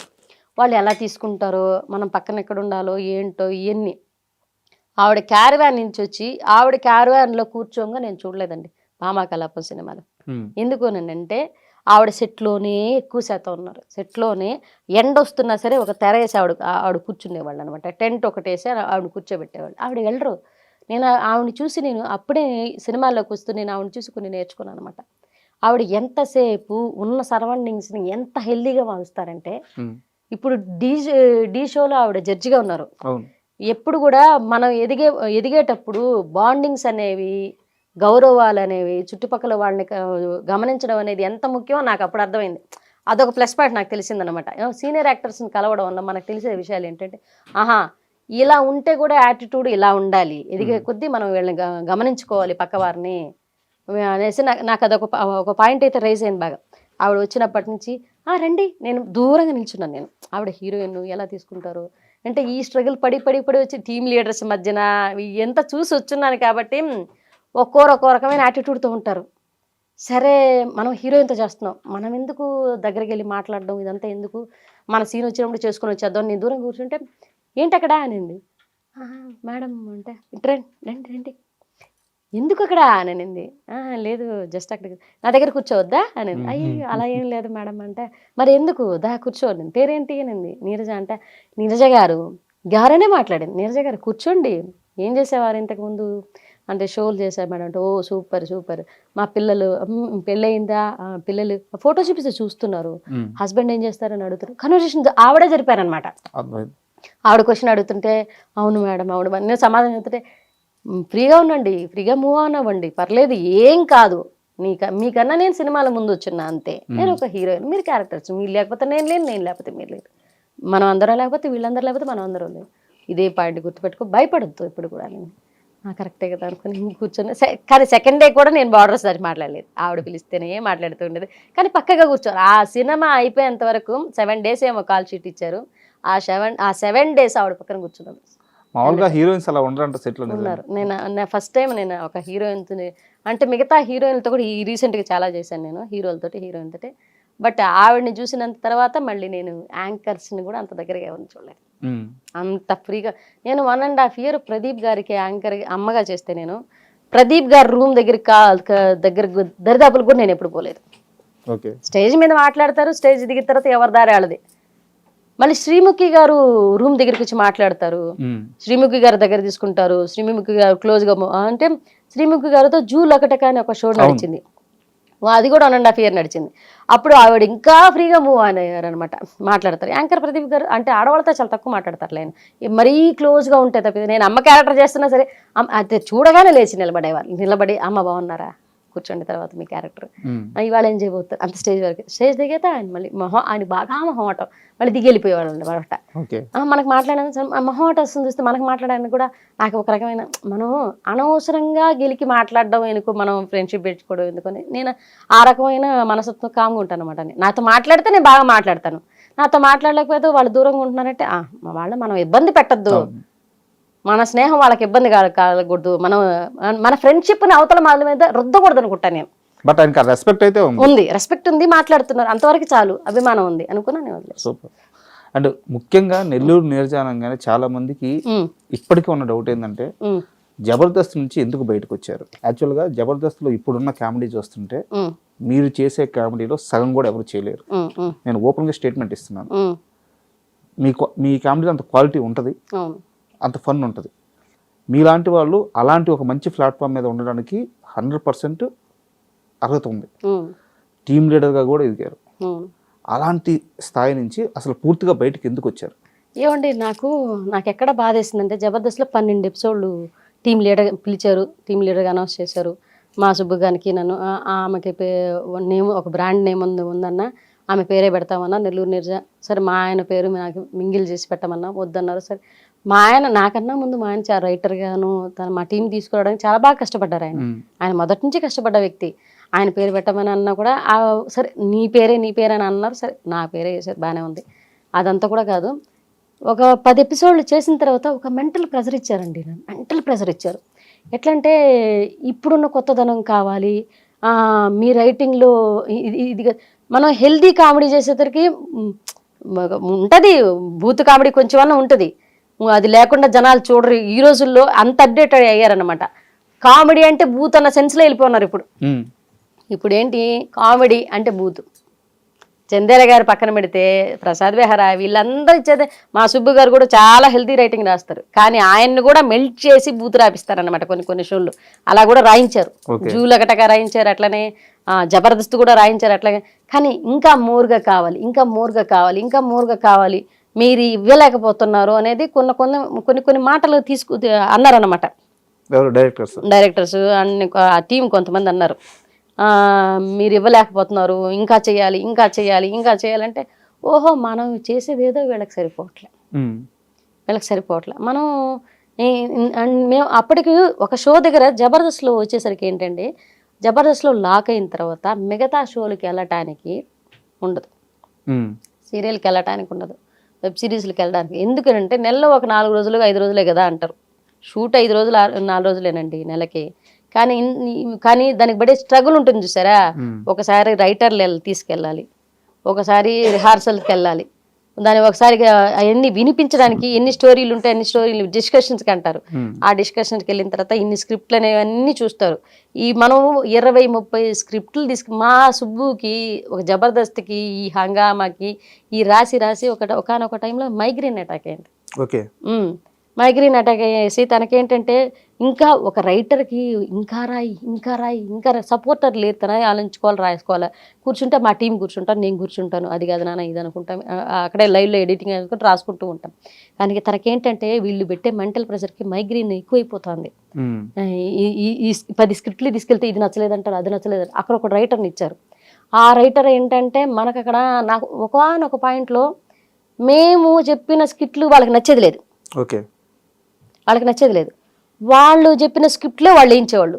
అది ఆ స్క్రిప్ట్ చెప్పేటప్పుడు నాకు అర్థమయ్యేది, మా సుబ్బు గారికి అర్థమయ్యేది ఈ స్క్రిప్ట్ పండదని, ఈ స్క్రిప్ట్ పేలదని మనకు తెలుస్తుంది. మనం టు బి ఫ్రాంక్గా మాట్లాడలేము అక్కడ. ఈ స్క్రిప్ట్ పేలదు అనేసి అదే పేలుతుందని డైరెక్టర్ గారు అంటారు. ఎందుకు ఈ రాజకీయం జరుగుతుందో అర్థం కాల నాకు. ఇప్పుడు 10 ఎపిసోడ్ల తర్వాత మాకు అదొక పాయింట్ వెలిగింది. మనమే అంటే మన ఊరి మనమే బిగించుకున్న వాళ్ళం అయిపోతాము అన్న ఒకనొక సందర్భంలో అనిపించింది నాకు. మన ఊరి మనమే బిగించుకున్న వాళ్ళం అవుతామేమో. యాజ్ ఎ టీమ్ లీడర్గా పేరు తెచ్చుకొని ఇన్ని ఎపిసోడ్లు హంగామా, జబర్దస్త్, ఎక్స్ప్రెస్ రాజా, ప్రతిదీ జూలగటక అన్నిట్లో చాలా మంచి పేరుంది. వాళ్ళ స్కిట్ వస్తుందంటే కూర్చొని జనాలు చూస్తారు. అందులో 70% హెల్తీ ఉంటుంది, 30% మాత్రం పట్టుకోలేని బూత్ ఉంటుంది. అది టచ్ అవ్వనట్టు బూత్ ఉంటుంది. కానీ 100% బూత్కి తీసుకెళ్తున్నా అది స్కిట్లు పండట్లా. మా సుబ్బు గారు స్ట్రగుల్, వాళ్ళు ఇచ్చిన రైటరు వీళ్ళు ఏంటంటే పిలుస్తున్నారు, అది బాగాలేదు ఇది బాగాలేదని మొహమ్మద్ అనేస్తున్నారు. ఏంట్రా వీళ్ళు ఇలా అంటున్నారు, ఏం చేస్తారు, నిజంగా బాగుండట్లేదా? అది మనకు నచ్చింది వాళ్ళకి నచ్చట్లే, వాళ్ళకి నచ్చింది మనకు నచ్చట్లే. మేమేంటంటే సార్ ఇన్ని చేసామండి. జబర్దస్త్ అంటే ఒక పెద్ద ప్లాట్ఫామ్. ఎందుకంటే ఇన్ని షోలు ఒక ఎత్తు అయితే బాహుబలి సినిమా ఒక ఎత్తు, ఇన్ని షోలు ఒక ఎత్తు అన్నట్టు ఉంటుంది కదా. కానీ వాటి పేరు వాటిదే, ఇటు తీరి వీటిదే. కానీ జబర్దస్త్కి జనాలు బాగా అడిక్ట్ అయినారు, అలవాటు అయినారు. అది పెద్ద షోగా ఒక రన్ అవుతోంది. ఈ టైంలో దీన్ని వదిలేస్తే మనం చేతగానే వాళ్ళం అయిపోతామా అని మాకు ఒక క్వశ్చన్ మార్క్. ఇంకా ఏదో చేద్దాం, ఇంకా మా వల్ల వదిలే సార్, మీరు వేరే చూసుకోండి, మొహమాటం లేకుండా. ఒకటండి, పరిస్థితులు అనుకూలంగా ఉండి మన పని మనం ఫ్రీగా చేయనిస్తే అది ఎక్కడ ఏ ప్లాట్ఫామ్ అయినా మనం ఇమడగలం. పరిస్థితులు అనుకూలంగా లేకుండే మనల్ని ఇబ్బంది పెడుతూ ఉంటే ఆ ప్లాట్ఫామ్ ఏదైనా సరే అది వదిలేసి రావడం చాలా మంచిదంటాను నేను. ఎందుకనంటే మానసికంగా అక్కడ చచ్చిపోయే బదులు బయటకు వచ్చి ఇంకో పని చేయంటాను నేను. అంతే కదా. నాకు అదే అనిపించింది. మనం రైటర్లమి, మనం యాక్టర్లమి ఎదిగినాము, ఒక పేరు తెచ్చుకున్నాము. అక్కడ ఆ ప్లాట్ఫామ్ కాకపోతే ఇంకో ప్లాట్ఫామ్ ఉంది నిన్ను పిలవడానికి, ఇంకో ప్లాట్ఫామ్. అక్కడేంటో నువ్వేంటో నిరూపించుకుంటే చాలు. అక్కడుండి వాళ్ళ అవమానాలు తీసుకునే బదులు, అక్కడుండి వాళ్ళ తిరస్కారం తీసుకునే బదులు బయటకు వచ్చాయి అని ఇద్దరం మాట్లాడుకున్నాము. ఆ సార్కి చెప్పాము. వాళ్ళు వద్దు ఇంకో టీంలోకి వెళ్ళండి, ఇంకో టీంలోకి మింగిల్ చేస్తామని అన్నారు. అట్లా కూడా యాజ్ అ టీమ్ లీడర్గా ఎంటర్ అయిన తర్వాత ఇంకో టీంలోకి వెళ్ళి మింగిల్ అవ్వడం ఎందుకని మాకెందుకు అనిపించింది, వచ్చేసాను. అంటే లాస్ట్లో మీరు ఒక మాట అన్నారు, వేరే టీంలోకి పంపిస్తామని చెప్పేసి. మీరు చాలా గట్టిగా సుబ్బు గారిని వద్దు అని చెప్పి వేరే టీంలో చేయడానికి వీలు లేదు అంటే డైరెక్టర్లు నీరజ మీరు ఖచ్చితంగా ఉండాల్సిందే, ఉండండి అని చెప్పంటే మీరు చాలా గట్టిగా అపోజ్ చేసి ఇంకా జబర్దస్త్ స్టేజ్ పైకి మనం ఎక్కొద్దు అని చాలా గట్టిగా అపోజ్ చేసి ఆయన తీసుకెళ్ళిపోయారు. నిజమేనా? నిజమే చెప్ప. నేను పిలిచే మా వాడు అయిపోయింది, పిలిచారు సార్ ఇక ఇట్లా ఇబ్బంది పెడుతున్నారంటే, సరే భయ్యా ఇది మనకు రేటింగ్ తగ్గుతోంది, చూడు ఇంకేమన్నా ఉంటే చూడండి అని అంటే, అవతల ఒక వ్యక్తి గురించి తెలిసి ఇన్ని షోలు చేస్తున్నాడని తెలిసి, ఇన్ని చేస్తున్నారని తెలిసి, నిన్ను ఒక వర్క్ ఇచ్చినప్పుడు నిన్ను ఇలా ఫ్రీగా వదిలేస్తే, ఇలా వదిలేస్తే నిన్ను ఫ్రీగా నువ్వేం చేయగలవు, నువ్వేం చేస్తావో నీకు ఒక ఐడియా ఉంటుంది. నీ మీద నమ్మకం ఉండాలి. ఫస్ట్ ఆఫ్ ఆల్ నిన్ను పట్టుకోక్కర్లా, నీ మీద నమ్మకం ఉండాలి, నువ్వు నీ టాలెంట్ మీద నమ్మకం ఉండాలి, నువ్వు చేయగలవు ఎట్టి పరిస్థితులని. ఆ నమ్మకం అవతలోడికి లేనప్పుడు ఆడుండడం వేస్ట్ అంటాను నేను. అంటే నాకు జబర్దస్త్లో ఇంకా చాలా మంది చెప్పింది ఏంటంటే, నాకు కొన్ని పరిచయాలు ఉన్నాయి, చాలా మంది చెప్పింది ఏంటంటే, నీరజ తన భర్తకి అవమానం జరుగుతుంది ఏమో, తన భర్తని తక్కువగా చూస్తారు ఏమో అంటే ఆ పరిస్థితి కూడా రాకూడదు అని చెప్పేసి తన భర్త కోసమే జబర్దస్త్ని వదిలేసింది అని చెప్పి చాలా మంది చెప్పారు. అంటే తన భర్త అది ఒక పాయింట్ అయితే, తను నాకు వచ్చి చెప్పింది ఏంటంటే, నాన్న మన రైటింగే బాగాలేదంట, మార్చుకోవాలంట, మన రైటర్ ఇచ్చినా చేయలేకపోతున్నాం అంట అని డైరెక్టర్ అన్నాడని మా ఇంటికి వచ్చి బాధపడ్డాడు. వదిలే అంతే, వదిలేయి, నీ మీద నమ్మకం ఉండి నువ్వు ఫ్రీగా చేస్తావు, నువ్వు చేయగలవు అని నమ్మితేనే ఆ షో చేద్దాం. మనం చేయలేము అని అవతలాడు కనిపించిందంటే వదిలే. అండ్ జబర్దస్త్లో ఒక టీం లీడర్తో చాలా ఇబ్బంది పడ్డారట, ఎవరైనా చెప్పండి. అంటే కొంతమంది ఏంటంటే మేము వస్తున్నాం అన్నది వాళ్ళు స్వాగతించలేకపోయారు ఏమో కానీ, మా పేర్లు ఎందుకులేని మాతో సరిగా కూడా మాట్లాడలేదన్నమాట. అంటే చాలా సంవత్సరాలు అయిపోయింది, ఇప్పుడు చెప్తే కొంచెం క్లారిటీ. పర్లేదు కానండి. ఒకనొక సందర్భంలో అయితే జబర్దస్త్ కన్నా ముందు ఎట్లా జబర్దస్త్ వచ్చింది, జబర్దస్త్ కన్నా ముందు అవకాశాలు రానప్పుడు మా ఆయన గెటప్ సీను అన్నకి మా ఇద్దరు ఫోటో పెట్టి, అన్న ఏదైనా మన టీంలో ఉంటే చూడమనో లేకపోతే జబర్దస్త్లో అవకాశం ఇవ్వమని అంటే, అన్న రిప్లై ఇవ్వలేదు కదంట, బ్లాక్ చేశారంట గెటప్ సీను అన్న. నాకు అది స్క్రీన్ షాట్ పంపించాడు మా సుబ్బు. అవునా నాన్న వదిలేసి నాన్న, వాళ్ళు పట్టించుకుంటే ఓకే, అప్పటికి మాకు హంగామా నడుస్తుంది, హంగామా అయిపోయింది అనుకుంటా, హంగామా అయిపోయింది. ఆ తర్వాత అవకాశం కోసం అనేసి సీను అన్న, నేను నీరజ సుబ్రహ్మణ్యం అన్న, ఆయన నీరజ సుబ్రహ్మణ్యం మాట్లాడతారు, నీరజ సుబ్రహ్మణ్యం అన్న ఎక్కడన్నా అవకాశం ఉంటే చూడండి అన్న, ఏదన్నా ఉంటే చెప్పండి అన్న అని అంటే ఆయన పట్టించుకోలేదు. అంటే ఇతను జస్ట్ ఎత్తుకోవడం, కాల్ చేయడం, ఎవరికి మెసేజ్ చేస్తాడు, ఆ మెసేజ్కి పలానా బాగున్నారా సుబ్బు అని రిప్లై ఇస్తేనే ఫర్దర్గా కాల్కి వెళ్తాడు, లేదంటే వెళ్ళడు. అట్లా కూడా ఇప్పటికీ ఎవరికి చేయలేదు. ఫస్ట్ టైం గెటప్ సీను అని అడగడం జరిగింది, అన్న బ్లాక్ చేయడం జరిగింది. మీరిద్దరు అప్పటికే బాగా ఫేమస్ కదా, అంటే జీటీవీలో క్లబ్ చేశారు, హంగామా చేశారు, జూలగటగా చేసాము, అప్పుడు బాగా ఫేమస్ అయినా. ఇంకొకటి ఏంటంటే నాన్న, జబర్దస్త్ కన్నా ముందు నానక రామగూడలో షూటింగ్ జరిగేది ఒకప్పుడు జబర్దస్త్. అప్పుడు మా ఆయన చంద్రాన్న టీంలో చేసేవాళ్ళు. అండ్ మమ్మల్ని బాగా అవాయిడ్ చేసి అవమానించిందంటే చంద్రాన్న అన్న, మా ఆయన అవమానించాడు. నేను అది తీసుకోలేకపోయాను. చంద్రాన్న ఒకసారి నాకు కంటికి కనిపించినా కూడా నేను పలకరించలేదు. ఏంటంటే మా ఆయన క్యాటరింగ్ బిజినెస్ ఉంది. ఒక 5 ఎపిసోడ్లు మా ఆయన చంద్రాన్న టీంలో జరిగినాయి. అప్పుడు అదిరింది షో కూడా నడుస్తుంది అనమాట జీ తెలుగులో. నేను అప్పుడు ఆర్పీ టీంలో అదిరింది షోలో చేస్తున్నాను, మా ఆయన జబర్దస్త్లో చేస్తున్నారు, చంద్రాన్న దాంట్లో చేస్తున్నారు. చంద్రాన్న దాంట్లో చేసేటప్పుడు 5 ఎపిసోడ్లు నడిచాయి. 6వ ఎపిసోడ్కి కంటిన్యూటీ ఎపిసోడ్ అది సుబ్బు కావాలని అంటే, సుబ్బు క్యాటరింగ్ నడుస్తుంది, పెళ్లి వంట జరుగుతుంది నెల్లూరులో. అక్కడ ఎట్టి పరిస్థితుల్లో అది ఒక దాదాపు 2 లక్షల వ్యాపారం. అది మనకు మిగిలితే ఒక 50,000 దాకా మిగులుతొచ్చు, లేకపోతే ఒక 30,000 40,000 ఒక అమౌంట్ అయితే మిగులుద్ది. ఆ 2 రోజులకి మిగులుద్ది. అది పెద్ద వ్యాపారం. అది జరిగేటప్పుడు అన్న దాదాపు 500 మంది భోజనాల దాకా వస్తున్నారు.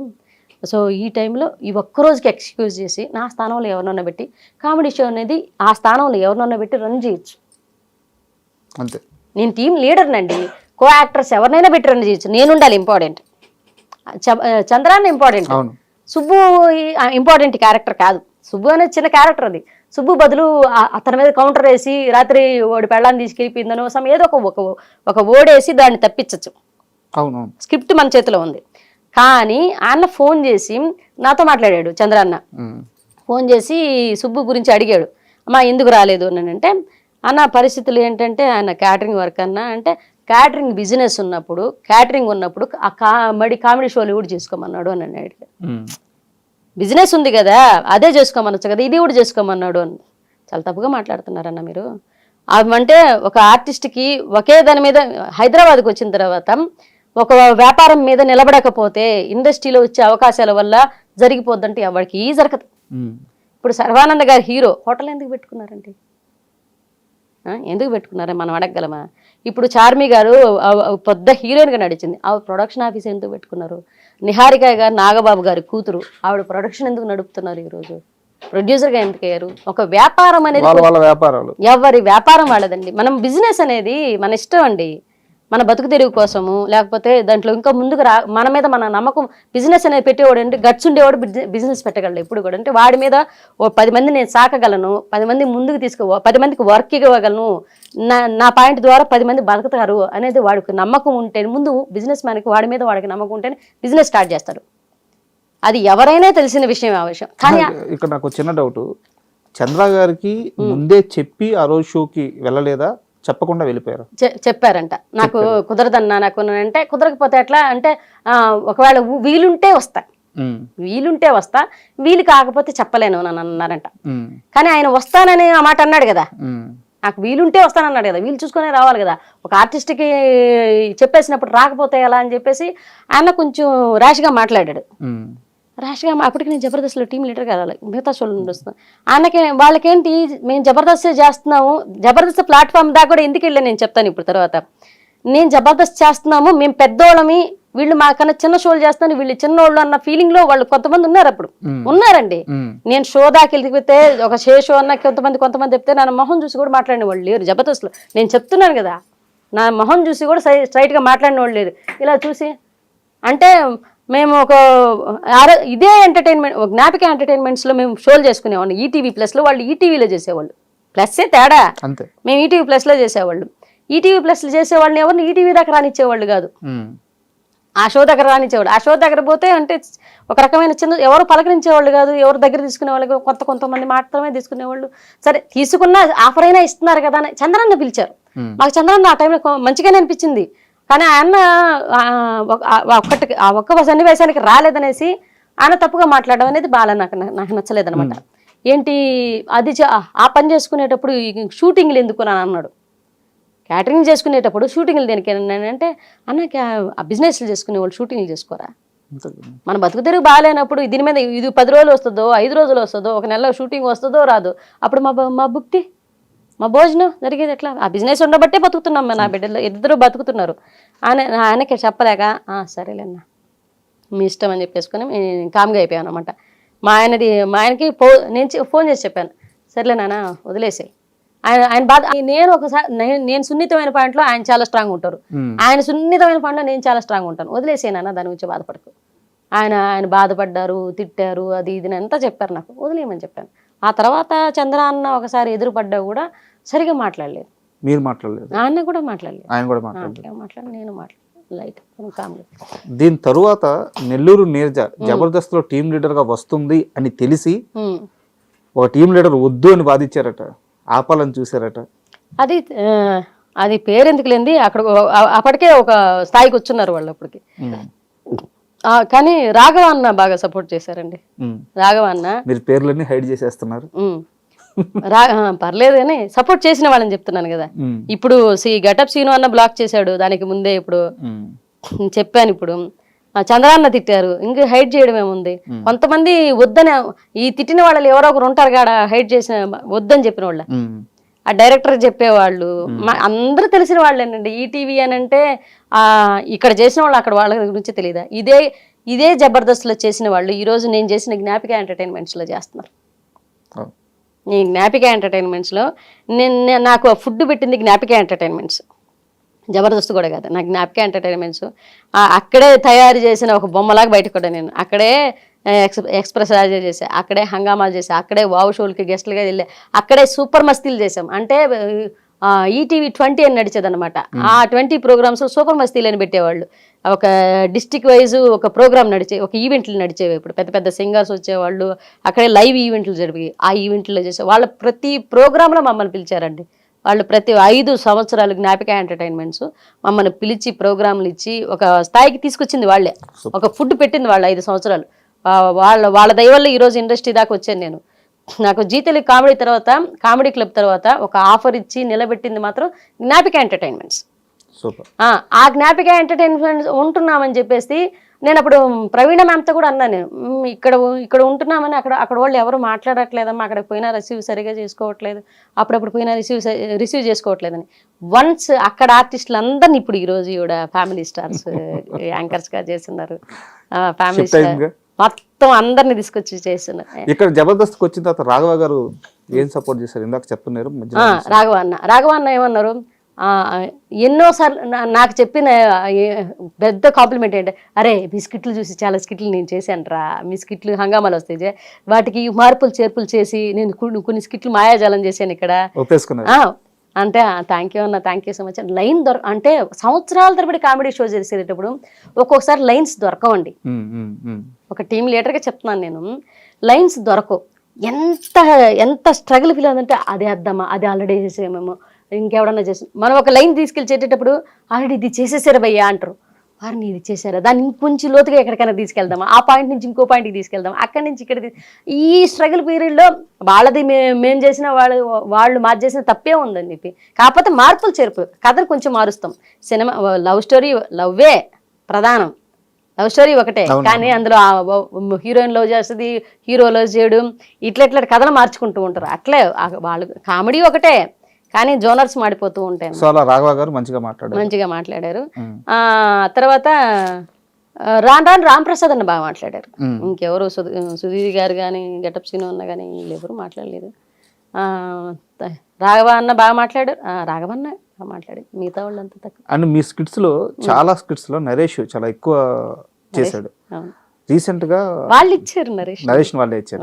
రీసెంట్ గా భాస్కర్ గారు ఒక ఇంటర్వ్యూకి వచ్చి, అంటే ఆయన సరదాగానే చెప్పారు, బట్ దాంట్లో కొంత నిజం ఉందని ఆయనే చెప్పారు. నరేష్ చాలా కమర్షియల్, అతను డబ్బు అంటే డబ్బే, రూపాయి అంటే రూపాయి, 100 అంటే 100, చాలా గట్టిగా ఉంటాడు అని చెప్పారు. నరేష్ తో మీకు ఎలాంటి అనుభవాలు ఉన్నాయి? నరేష్ నాతో అక్క అని బాగా మాట్లాడతారండి. అక్క అని కానీ ఒకసారి నలుగురు ఎవరు లేనప్పుడు అక్క అని బాగున్నారా అంటారు, నలుగురు ఉన్నప్పుడు మేడం అని పిలుస్తారు. అంత వద్దులే నరేష్ కూర్చోంటాను, బాగానే మాట్లాడుకుంటాను. కానీ మా టీంకి వచ్చేసరికి వాళ్ళే ఇచ్చారు కాబట్టి పేమెంట్ వాళ్ళే ఇచ్చుకున్నారు. నాకు పేమెంట్ దగ్గర ఎక్కడ అబ్బాయి నాకు పేమెంట్ గురించి తెలిస్తే కదా ఇట్లా ఇబ్బంది పెడుతున్నారు చేస్తున్నారని ఛానల్ నుంచి వాళ్ళే ఇచ్చారు.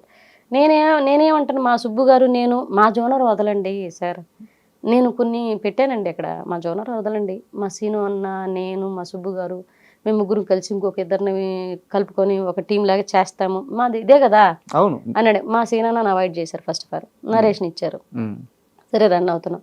ఆ నరేష్ అదే కాంబినేషన్ మా సుబ్బు గారిని కూడా అవాయిడ్ చేసుకుంటూ వచ్చారు. ఆయన చిన్న క్యారెక్టర్లకి అట్లా వాళ్ళు ఎందుకు ఇలా చేస్తున్నారు నాకు అర్థమయ్యేదనమాట. నాకెక్కడో వీళ్ళు కావాలని నన్ను తొక్కేస్తున్నారు మా టీంని రానికుండా అనేది ఎక్కడో నాకు కొంచెం తేడా కనిపించింది. నేను ఆలోచించే విధానంలో ఒకవేళ పొరపాటు ఉందేమో మరి, నాకు అట్లా అనిపించింది. ఓహో, నా టీంని నేను అప్పటిదాకా మేము నడిచిన టీం నాదని కాదు, వాళ్ళ టీంలో నేనున్నాను అనుకున్నాను. మా సుబ్బు గారు, మా సీన్ అన్న వాళ్ళ టీంలో నేనున్నాను అనుకున్నాను.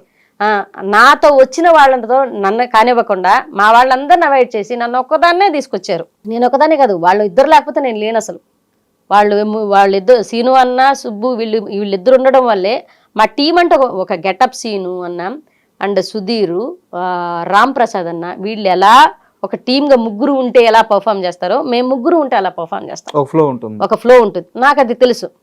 మా ఆయనకి ఆ విషయం తెలుసు, సీను అన్న కూడా తెలుసు. కానీ నా టీంలో నుంచి ఒక్కొక్కరిని అవాయిడ్ చేస్తూ ఉండేసరికి ఎందుకు ఇలా అవాయిడ్ చేస్తున్నారు, కావాలని అవాయిడ్ చేస్తున్నారని నాకు ఎక్కడో బాధ అనిపించింది.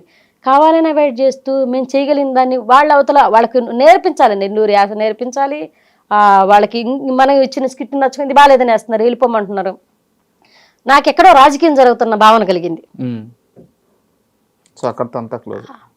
ఎంత ఇచ్చారు జబర్దస్త్లో మీకు పేమెంట్?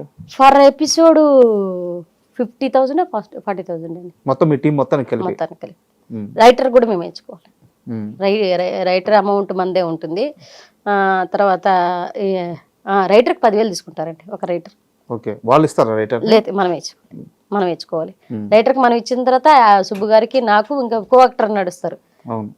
వాళ్ళకి నరేష్ కాకుండా మిగతా కో యాక్టర్స్ ఉంటారు, వాళ్ళకి కూడా మనం వేసుకోవాలి. 3-4 ఉంటారు. ఎంత మిగిలేదు? ఎంత చాలా తక్కువ మిగిలేదండి, 5,000 6,000 అట్లా మిగిలేదు అన్ని పోంగా. అందుకనే వద్దనుకునేసాము. ఫస్ట్ ఆఫ్ ఆల్ ఆర్థికంగా కూడా అది సపోర్ట్ అవ్వట్లేదు. పైగా వాళ్ళకేదో మనం నచ్చట్లేదు. పైగా అంటే రాను ఎందుకో వాళ్ళ రిసీవ్మెంట్ మారిపోతూ వస్తుంది. ఫస్ట్ బాగానే రిసీవ్ చేసుకున్నారు, బాగా మాట్లాడారు. తర్వాత మాతో మాట్లాడడం తగ్గిపోయింది, ఏదో బాగాలేదనడం ఎక్కువైపోయింది. ఎందుకో మనం వీళ్ళకి నచ్చట్లేదు అని చెప్పి మేమే బయటకు వచ్చేసి మేమే చేయలేకపోతున్నాం సార్ అని చెప్పేసి తర్వాత పిలిచారు నన్ను. మళ్ళీ మిమ్మల్ని పిలిచారు? తెలుసు నాకు ఆ విషయం. పిలిచారు, ఏం మా ప్రాబ్లం ఏంటి అని అడిగారు. బట్ నేను ఈ రోజు ఇంటర్వ్యూలు కాబట్టి చెప్తున్నాను. మీ వరకు పిలిచారు కదా? పిలిచారు. నన్ను నా వరకు పిలిచినప్పుడు నేను మా సుబ్బు గారికి కూడా ఇస్తే వస్తాను. నా వరకు పిలిచారు, తెలుసు అది. రాకేష్ చిన్నపిల్లల్ని వెతుకొని చేస్తుంటారు కదా, అతను ఫోన్ చేశాడు. ఫోన్ చేసి మేడం ఇట్లా కమిటీ కుర్రాళ్ళు సినిమా నడుస్తుంది, అమలాపురంలో ఉన్న షూటింగ్ నడుస్తుంది, రాకేష్ అన్న ఫోన్ చేశారు. ఫోన్ చేసి నీరజ గారు మీరు మన టీంలో ఆల్రెడీ ప్రపోజల్ పెట్టారంట, మీరు టీమ్ వదిలేశారు కదా, నాతో మీతో కలిపి చేసుకోమన్నారు, మన ఇద్దరం కలిపి చేద్దాం, లేకపోతే మీరు నా టీంలోకి వచ్చినా పర్లేదంటే, అన్న మా సుబ్బు గారు కూడా ఉన్నారు, ఆయన మంచి యాక్టర్, నాకన్నా మంచి యాక్టర్, ఆయన కూడా ఏదైనా అవకాశం ఇస్తే తప్పకుండా వస్తాను, లేదంటే మీతో పాటు ఇంకో చిన్న అవకాశం ఇప్పుడే ఫర్దర్గా ఒక స్కిట్లో అయినా పెట్టగలిగితే దానికి వాళ్ళు ఓకే చెప్పాల. సర్లే నేను మా ఆయనకి ఫోన్ చేయడంటే నాకు ఎక్కడో ఒక మంచి ఆర్టిస్ట్ని మనమే అంటే ఇంట్లో ఉన్న మంచి యాక్టర్, ఆయన చాలా మంచి యాక్టర్, మంచి టైమింగ్ ఉన్న ఆర్టిస్ట్, ఆయనకి సపోర్ట్ చేసేవాళ్ళు కానీ ఉంటే నేను ఎక్కడికి తీసుకెళ్ళినా వాళ్ళకి నెక్స్ట్ డే వాళ్ళు సుబ్బుతో చెప్పరండి. నాకు ఎందుకు అర్థమయ్యేది కాదు. అంటే కొన్ని వాళ్ళకి ఈయన నచ్చడు అనేది నాకు అర్థమయ్యే తర్వాత ఈయన ఎందుకు నచ్చడం పాపం, అంత మంచి ఆర్టిస్ట్, ఆయన ఎవరితో కూడా సరిగా మాట్లాడడం, వాళ్ళతో మింగిలైపోయి ఆ పిచ్చి వ్యవహారాలు కూడా లేవు, ఏం లేవు, తన పని ఏదో తను చేసుకొని వచ్చేస్తాడు. కానీ ఎందుకో వాళ్ళు దూరం పెడుతూ ఉంటే నేను సర్లే ఈ జబర్దస్త్ ప్లాట్ఫామ్ మనకు కుదలేరు ఆయన అనుకున్నాను. నేను వదిలేసాను. మళ్ళీ వాళ్ళు అజయ్ జబర్దస్త్ టీము మల్లెమాల వాళ్ళు శ్రీదేవి డ్రామా కంపెనీకి చాలా సార్లు నన్ను గెస్ట్గా పిలిచారు. గెస్ట్గా వెళ్ళి చేసుకొని వస్తున్నాం, వెళ్ళి వచ్చేస్తున్నాం అని గమని. అండ్ సినిమాల విషయానికి వస్తే ఒక స్టార్ హీరోని ట్రైన్ పిలిచి మళ్ళీ సారీ చెప్పారట. స్టార్ హీరోనే సిద్ధు సార్ అండి. అందులో ఉందా ఓడు, నేను ట్రైన్ పిలవడం కాదు, అందులో ఇంకెప్పుడు చేసుకుంటావురా ఆ డైలాగ్ ఉంది కదా, నాకు అది చెప్పడానికి నాకు టెన్షన్ వస్తుంది. ఆయన హీరో గారండి, ఆ ఓడు ఎలారంటే కథలో ఉంది కదమ్మా అన్నాడు. హీరోనే అన్నారు, డైలాగ్ చెప్పండి. ఒరే ఇంకెప్పుడు చేసుకుంటారా పెళ్ళి అంటాను కదా, అదే అన్నప్పుడు ఆ డైలాగ్ సార్ రావద్దు సార్, రే ఎందుకు రాశారు, ఇంకెప్పుడు చేసుకుంటావు పెళ్ళి అంటాను అంటే అప్పుడు బాగా వస్తుందా, ఫ్యామిలీలో చిన్నమ్మ పిన్నిలు ఇలాగే కదా మాట్లాడతారని సిద్ధు సార్ అంటున్నారు. ముందు సిద్ధు సార్ డీజేటీలు ఆ డైలాగ్ చెప్పేటప్పుడు సార్ ముందు చెప్పిస్తారండి, ఒకసారి అనుకుందామని అంటారు ఆయన. ఆ సీన్ ఒకసారి ఆయన రిహార్సల్ చేసినప్పుడు అది చెప్పేటప్పుడు నేను డైరెక్టర్ సార్ చూసి మల్లికార్జున సార్ ఆ సార్ చూసి సార్ రయన్ రాశారు సార్, నాకు భయం వేస్తుంది అంటే పర్లే అంటున్నారు. సిద్ధు సార్ ఇంకెప్పుడు చేసుకుంటారా పెళ్ళని అని ఇట్లా చేయబెట్టి అనేసి సారీ సార్ అన్నట్టు పర్లేదమ్మా అది కథలో ఉంది కదా అంటున్నారు. నాకు సినిమాల అవకాశాలు వస్తున్నాయి, వీళ్ళతో ఎలా నడుచుకోవాలో తెలియదు, ఎట్లా నడుచుకుంటే ఏ గొడవలు వస్తాయో అని ఒక టెన్షను. పెద్ద వాళ్ళతో వచ్చింది, ఎత్తుకోవడం పెద్ద హీరోతో వచ్చింది, ఆయన మంచి హీరో, అప్పటికి ఆయన రేటింగ్ ఓ రేంజ్ లో వెళ్తుంది సినిమా వెళ్ళేటప్పుడు. డిజెట్ వెళ్ళిన తర్వాత ఆయన మంచి చాలా పెద్ద హీరో అయ్యారు. అవునవును. అప్పటికి చెప్పారన్నమాట ఆయన బర్త్డే స్ట్రగుల్ ఇదంతా వినున్నా నేను. ముందు రోజు ఆయన ఇంటర్వ్యూలు కొన్ని చూశాను. అదంతా చూసి చాలా గొప్ప మంచి యాక్టర్తో చేయబోతున్నాం మనం అని ఆ గుడ్ ఫీల్తో వెళ్ళాను. ఆ గుడ్ ఫీల్ ఇది ఒకటి రాసి పెట్టారు. ఈ అమ్మాయి వీళ్ళు ఇప్పుడే రాశారా ఈ రేనే అనుకునే. చిన్నమ్మ నేను ఏంటి చిన్నమ్మ పతంగం రాజా ఏం చేస్తున్నాడు అని అంటే బానే ఉన్నాడు. రే నీకు సంబంధం అది 2 సార్లు 3 సార్లు వస్తాయి ఆ రేలు, ఇన్ని రేలు ఎందుకు సార్ ఏడా అని నేనంటే ఆయన పర్లేదు. ఆ సిద్ధు సార్ రాసిన స్క్రిప్ట్లు అంతా. అంటే సెట్స్ లో ఒక మర్చిపోలేని ఒక ఇన్సిడెంట్ అంటే ఏం చెప్తారు సిద్ధు సార్తోనా? ఆ రిహార్సల్ టైంలోనేనండి. రిహార్సల్ జరిగేటప్పుడే అంటే నేను రేన్ సారీ సార్ అని అంటే పర్లేదమ్మా అంటే ఆయన తీసుకునే విధానం నాకు మర్చిపోలేని విధానం ఏంటంటే ఆయన సరౌండింగ్స్ని చాలా హెల్తీగా మారుస్తున్నారు. ఇప్పుడు ఒక ప్రతి దాని మీద అంటే ఎవడ ఫేస్లో స్మైల్ లేదనుకో వెంటనే స్మైల్ వచ్చేటట్టు చేసేస్తాడు ఆయన. ఆయన ఒక స్మైల్ బాంబ్లా చేసేస్తాడు అనమాట. ఏంట్రా సంగతే అని ఈయన డైలాగ్ వేయంగానే అవతల నవ్వేస్తాడు. ఏం లేదు సార్ అంటే ఆయన హెల్దీగా చేసుకుంటాడు షూట్. ఆయన ఉన్న అట్మాస్ఫియర్ని చాలా హెల్దీగా మార్చి కాసేపు నవ్వించేసి వీళ్ళ మీద కౌంటర్లు వేసేసి నవ్వించేసి ఆ తర్వాత అది కూడా హెల్దీగా ఉంటాయి ఆ కౌంటర్లు కూడా. మనసును వచ్చే విధంగా ఎక్కడా మాట్లాడరు. అంటే నేను భగవంతుడి దేవాల నేను ట్రావెల్ చేసిన ప్రజెంట్ ఈ సినిమాలన్నీ కూడా చాలా మంచి అనుభవాలు వస్తున్నాయి నాకు. అంటే ఇలా ఉండాలి ఇలా ఉండాలి. విశ్వక్సేన గారు కాదు ఆయన కూడా బాగా చాలా బాగా మాట్లాడతారు. ఆయన కూడా చాలా బాగా రిసీవ్ చేసుకుంటారు, బాగా అందరితో మాట్లాడతారు. ఇప్పుడు వస్తున్న ప్రజెంట్ జనరేషన్ హీరోలంతా అంటే కో యాక్టర్స్ పక్కన క్యారెక్టర్ ఆర్టిస్టులు అందరినీ కలుపుకొని మాట్లాడుతున్నారండి. ఒకప్పుడు నేను లేను కాబట్టి నాకు తెలియదు. ఒకప్పుడు మిగతా కో యాక్టర్స్ ఎలా ఉండేవాళ్ళు, వాళ్ళతో బిడియం ఉండేది, మాట్లాడడానికి ఇబ్బంది పడేవాళ్ళేమో. కానీ ప్రజెంట్ ఉన్న జనరేషన్ హీరోలంతా క్యారెక్టర్ ఆర్టిస్టులతో చాలా బాగా మాట్లాడతారు, ఎంకరేజ్ చేస్తారు. మనం ఏదైనా తప్పు చెప్పినా తప్పు చేసినా అలా కాదమ్మా ఇంకొకసారి తీసుకుందామా ఇలా మాట్లాడతారు తప్పితే ఎక్కడ ఈమె వల్ల ఇబ్బంది జరుగుతుందనో లేకపోతే ఏమైనా సీన్ పాడైపోతుంది ఇలాంటి ఇంటెన్షన్తో ఎవరు లేరు. సూపర్. అది నాకు అది మంచిగా అనిపించింది. నాకు నెక్స్ట్ క్వశ్చన్ ఇది ఆల్రెడీ మిమ్మల్ని ఒక ఇంటర్వ్యూలో అడిగారు, మీరు సమాధానం చెప్పారు. నేను ఎక్స్టెండెడ్ గా మళ్ళీ అడుగుతున్నాను. కమిటీ కుర్రాళ్ళ సినిమా చాలా పెద్ద హిట్. అంటే ఇండస్ట్రీ మొత్తం ఒక్కసారిగా అటు తిరిగి చూసింది, ఎవరి 11 మంది ఎవరి ఆర్టిస్టులు అని చెప్పేసి. మంచి కథ. మీది వచ్చేసి చాలా మంచి రోల్, ఎమోషనల్ రోల్. ఆ సినిమా సక్సెస్ తర్వాత చిరంజీవి గారు అందరిని పిలిచారు. అందరూ వెళ్ళి చిరంజీవి గారిని కలిసి ఆయనతో ఫోటో దిగి ఒక మంచి మెమరీ. యాక్చువల్గా ఆ రోజు మీరు కూడా వెళ్ళాలి. నాకెవరు నన్ను పిలవలేదండి, నన్ను ఎవరు పిలవలేదు.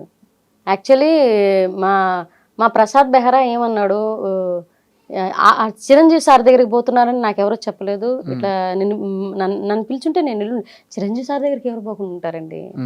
మా ముందు వెలిగిన ఒక పెద్ద హీరో అతను, తన ఇండస్ట్రీని ఓ రేంజ్లో నిలబెట్టిన వ్యక్తి. ఆయన అంటే నాకు చాలా అభిమానం, మా గురువు గారు. ఆయన దగ్గరికి పోకుండా ఎవరు ఉంటారు. బట్ నాకు ఇదేమంటే ఈవెంట్ ఉంటుంది కదా, సాంగ్ లాంచ్ ఈవెంట్లు, ఆ ఈవెంట్లు పిలిస్తే నాకు భయం అని చెప్పాను మా ప్రసాద్ బెహ్రాతో. అరే ఈవెంట్లకు రావాలంటే నాకు ఏదో సిగ్గుగా ఉంటాను రా, నేను అక్కడ రావచ్చు కదనే, ఎన్నిసార్లు ఎప్పుడు ఇంట్లో ఎందుకుంటావు, ఇట్లా ఈవెంట్లో కనపడాలి కంటే బాబోయ్ పెద్ద పెద్దోళ్ళు వస్తారు ఆ ఈవెంట్లో, నాకు ఏదో టెన్షన్ ఉంటుందిరా, ఏం మాట్లాడాలి అర్థం కాదు, నువ్వేం మాట్లాడబోదు వచ్చి కూర్చోడాలని. బట్ నేను పోలేదు. ఒకసారి మాత్రం ఈ సినిమా అయిపోయిన తర్వాత నాగబాబు గారు ఈ అవార్డ్స్ లాగా ఇచ్చారన్నమాట. సినిమా కమిటీ కుర్రాళ్ళ సినిమా అయిపోయిన తర్వాత అక్కడికి వెళ్ళాను. కానీ వీళ్ళందరూ హీరోలందరూ పోయి లాంచ్ ఈవెంట్స్ జరిగేటప్పుడు నేను పోలేదు. మన అవార్డ్స్ మన ప్రసాద్ ల్యాబ్ లో అప్పుడు వెళ్ళాను. మళ్ళీ అప్పుడు వెళ్ళారు. కలవాలని ఉందా చిరంజీవి గారిని? అయ్యి ఎందుకుండదండి, ఈ క్షణమైనా ఉంటుంది. ఒక్కసారి మన నెల్లూరు యాసలో చిరంజీవి గారిని కలవాలని ఉందని ఒక్కసారి చెప్తారా? అయ్యా తప్పకుండా సార్, మిమ్మల్ని ఓపాలి ఒక్కసారి వచ్చి ఒక్క ఫోటో తీసుకుంటారు సార్. ఉంటుందండి. అంటే మీకు ఒక విషయం చెప్పాలి. చిరంజీవి సార్ది డాడీ అనే ఒక సినిమా వచ్చింది. అప్పటికి నేను చాలా చిన్నపిల్లని. మా నాన్నమ్మ గారిని తీసుకొని, మా నాన్నగారు చనిపోయి ఉన్నారు. డాడీ అనే ఒక సినిమా వచ్చింది. మేము తాళ్లపూడి నుంచి ముత్తుకూరులో సినిమా థియేటర్స్ ఆడేవి, వాణి హాలు ఇలా థియేటర్స్ ఉండేవి. ఆ థియేటర్కి ఈ సినిమా చూడడానికి తాళ్లపూడి నుంచి ముత్తుకూరు వరకు నడిచెళ్ళామండి మేము. అవునా? నడిచెళ్ళి అంటే ఇంటి దగ్గర ఈ డబ్బులు ఖర్చు పెట్టేస్తే థియేటర్కి ఉండవని చెప్పి మా నాన్నమ్మ గారు తీసుకెళ్లారు. మా నాన్నమ్మ తీసుకెళ్తే బిలో మధ్య తరగతి ఈ అప్పటికి చిరంజీవి సార్ అంటే రేంజ్ అభిమానం మామూలుగా కాదు. ఇప్పుడు ఇంకా నడుచుకొని వెళ్ళి మా నాన్నమ్మతో చిన్న పిల్లలం స్కూల్కి ఎగ్గొట్టి నడుచుకొని వెళ్ళి థియేటర్కి వెళ్ళి వాణి థియేటర్లో ఫస్ట్ సెకండ్ థర్డ్ బెంచ్లు ఉంటాయన్నమాట. నేను వెళ్ళి కింద నేల టికెట్లు తీసుకొని కింద కూర్చొని చూసామని డాడీ సినిమా. మీకు ఇంత అభిమానం ఉంది కాబట్టి సార్ గారిని ఈ వీడియో చూస్తే ఖచ్చితంగా పిలుస్తారు. తప్పకుండా నేల టికెట్లు కూర్చొని మా నాన్న చచ్చిపోయిన సిచ్యువేషన్ కదా, ఆ డాడీ సినిమా చూసిన తర్వాత నేను ఏడుపు మా నాన్న గుర్తుకొచ్చి ఏడ్చి మా నాన్న ఒళ్ళు పడుకొని మళ్ళీ ఇక ఈ సినిమా అయిపోయిన తర్వాత అంటే చిరంజీవి నాకు ఉన్న ఆశ ఏంటంటే సౌందర్య గారిని కలవాలనుకున్నా నేను రాక్తరికి. భగవంతుడి దగ్గర అది అవ్వలేదు. నేను రాక్తరికి మేడం కాలం చేశారు. నాకు అదొక అసంతృప్తి అలా ఉండిపోయింది. ఇండస్ట్రీకి వచ్చాను, సౌందర్య గారితో ఒక ఫోటో ఫస్ట్లో అనుకునేదాన్ని ఇండస్ట్రీకి రాకముందు అసలు సౌందర్య గారిని చూస్తానా, సౌందర్య గారు అంటే చాలా ఇష్టం, సౌందర్య గారిని చూస్తానా, సౌందర్య గారిని కలుస్తానా, నేను ఈవెంట్లు చేసుకునే అప్పుడు అనుకున్నాను. ఇండస్ట్రీ దాకా వచ్చిన తర్వాత అప్పటికే ఆవిడ చనిపోయారు. అరే నేను ఆ తర్వాత ఒక హీరోయిన్ కూడా ఇష్టపడలేదు అనమాట. అంటే నాకు ఒక రకమైన భయం వేసింది. మనం ఒకవేళ అభిమానించే వాళ్ళు చచ్చిపోతే అది ఇంత బాధ ఉంటుందా అనేసి తర్వాత నేను ఎవరిని అభిమానించలేదండి. హీరోల్ని ఎవరిని అభిమానించినా కానీ వాళ్ళని కలుద్దాం, చిరంజీవి సార్ని కలుద్దాం, ఒక ఫోటో నాకు రామ్ చరణ్ గారన్నా, అల్లు అర్జున్ గారన్నా, నా ఫేవరెట్ హీరో ప్రజెంట్ ఉన్న జనరేషన్ అయితే రామ్ చరణ్ గారు, మహేష్ గారు అంటే పిచ్చి. మహేష్ గారు, రామ్ చరణ్ గారు, అల్లు అర్జున్ గారు బాగా ఇష్టం అన్నమాట. ఇంక చిరంజీవి గారు అంటే మా గురువు గారు అంటాను నేను. సార్ అంటే చాలా. అంటే ఇప్పుడు చేతిలో ఏ ప్రాజెక్ట్స్ ఉన్నాయి? ప్రజెంట్ వచ్చేసి నవీన్ పోలిసిటీ గారితో ఒక సినిమా చేశానండి. రీసెంట్ గా చేశాను. మిత్రమండలి అయిపోయిన తర్వాత కమిటీ కుర్రాళ్ళు, మిత్రమండలి, లైలా, కా మూవీ వరుసగా ఒక 2024లోని ఒకే సంవత్సరంలో 6 సినిమాలు చేశానండి. 6 సినిమాలు చేశాను. ఆయన 1-2 రోజులు అయితే 6 సినిమాలు చేశాను. ఇయర్లో అయితే చాలా తక్కువ 2025లో. కానీ ఇయర్ ఎండింగ్కి వస్తున్న తర్వాత ఇప్పుడు సినిమాలు వస్తున్నాయి. నిన్న కూడా ఒక సినిమా ఆఫర్ వచ్చింది. రీసెంట్గా ఐశ్వర్య రాజేష్ గారు వస్తున్నారు కదా, ఆవిడ సినిమా ఒకటి స్టార్ట్ అవుతుంది. నిన్న వచ్చిన కాల్ అది. దాంట్లో 12 రోజులు అడుగున్నారండి. నెక్స్ట్ మంత్ డేట్లు కూడా చెప్పున్నారు. అదొకటి ఉంది. ఆ తర్వాత ఒడిశాలో ఒక మూవీ, ఒడిశాలో షూటింగ్ అంట, అది 5 రోజులు, అది చెప్పున్నారు. దానికి దీనికి క్లాష్ అయితే అదన్నా ఒప్పుకుంటా, ఇదన్నా ఒప్పుకుంటా. ఇంకా డేట్లు next month shooting. And serials ఉన్నాయి చేతిలో? సీరియల్స్ ప్రెజెంట్ అయితే ఏం చేయట్లేదండి. సీరియల్స్ ఎందుకు చేయట్లేదంటే ఒకసారి నేను పొరపాటుగా 2 సీరియల్స్ ఒకేసారి ఒప్పేసుకున్నాను. ఆ 2 సీరియల్ డేట్లు ఉన్నప్పుడే సినిమా చెప్పేవాళ్ళు అనమాట. ఒక సీరియల్ నడుస్తోంది, ఏముండో శ్రీమతి గారు అనేసి జెమినీలో ఒక సీరియల్ నడిచేది. అది ప్రభాకర్ అన్నాడు ప్రొడక్షన్. ప్రభాకర్ అన్న చాలా అమ్మ చెల్లి అని చెప్పి చాలా అభిమానిస్తారండి. పిలిచి మరీ నాకు స్టార్ మాలో ఒక సీరియల్ నడిచేదండి. ఏం సీరియల్ అబ్బా అది నాకు పేరు గుర్తు రావట్లేదు. ఆయన వైఫ్ క్యారెక్టర్ చేశాను నేను. మా సుబ్బు గారికి ఫోన్ చేసి మా సుబ్బు గారికి ఫోన్ చేసి సుబ్రహ్మణ్యం అన్న నాకు నీరజమ్మ కావాలి, ఒక సీరియల్ మేము ఇద్దరం భార్య భర్తలుగా చేయబోతున్నాం. ఫస్ట్ హాఫ్లో మాత్రం ఒక వైఫ్ ఉంటుంది, నేను తమ్ముడి క్యారెక్టర్ చేయబోతున్నాను, డ్యూయల్ రోల్ అన్న, నాకు అతను కావాలి అని అంటే అన్నది ఖచ్చితంగా. మా ఆయనకి ఫోన్ చేసి తర్వాత నాకు ఫోన్ చేశారు, చెల్లెమ్మ నువ్వు చేస్తున్నారా నాతో అంటే, అన్నయ్య థ్యాంక్ యూ అన్న చేస్తానని చెప్పా. ఎప్పుడు జీ తెలుగు కామెడీ క్లబ్ తర్వాత ఆ సీరియల్తోనే మాట్లాడడం గుర్తుపెట్టుకొని నా ఫోన్ నెంబర్ కనుక్కొని సీను అన్నకి చేసి మళ్ళీ నాకు చేయకుండా సుబ్బు గారికి చేసి తర్వాత నాకు చేశారు. చెల్లెమ్మ మన ఇద్దరం చేస్తున్నారా అంటే, అన్నయ్య థ్యాంక్ యూ సో మచ్ గుర్తుపెట్టుకుని అంటే జీ తెలుగు తర్వాత ఈ రోజేనమ్మా మళ్ళీ నాకు గుర్తుకొచ్చారు, నా మైండ్లోకి వచ్చారు. ఆ రెబల్ క్యారెక్టర్ ఒకటి ఉంది, నన్ను దబాయిస్తూ మమ్మల్ని కమాండ్ చేసే క్యారెక్టర్ ఒకటి నువ్వు చేయాలని అన్నారు. సరే అని చెప్పి నేను చేసి అది ప్రేరణ, బిగ్ బాస్ ప్రేరణకి అమ్మ క్యారెక్టర్ చేశాను అనమాట.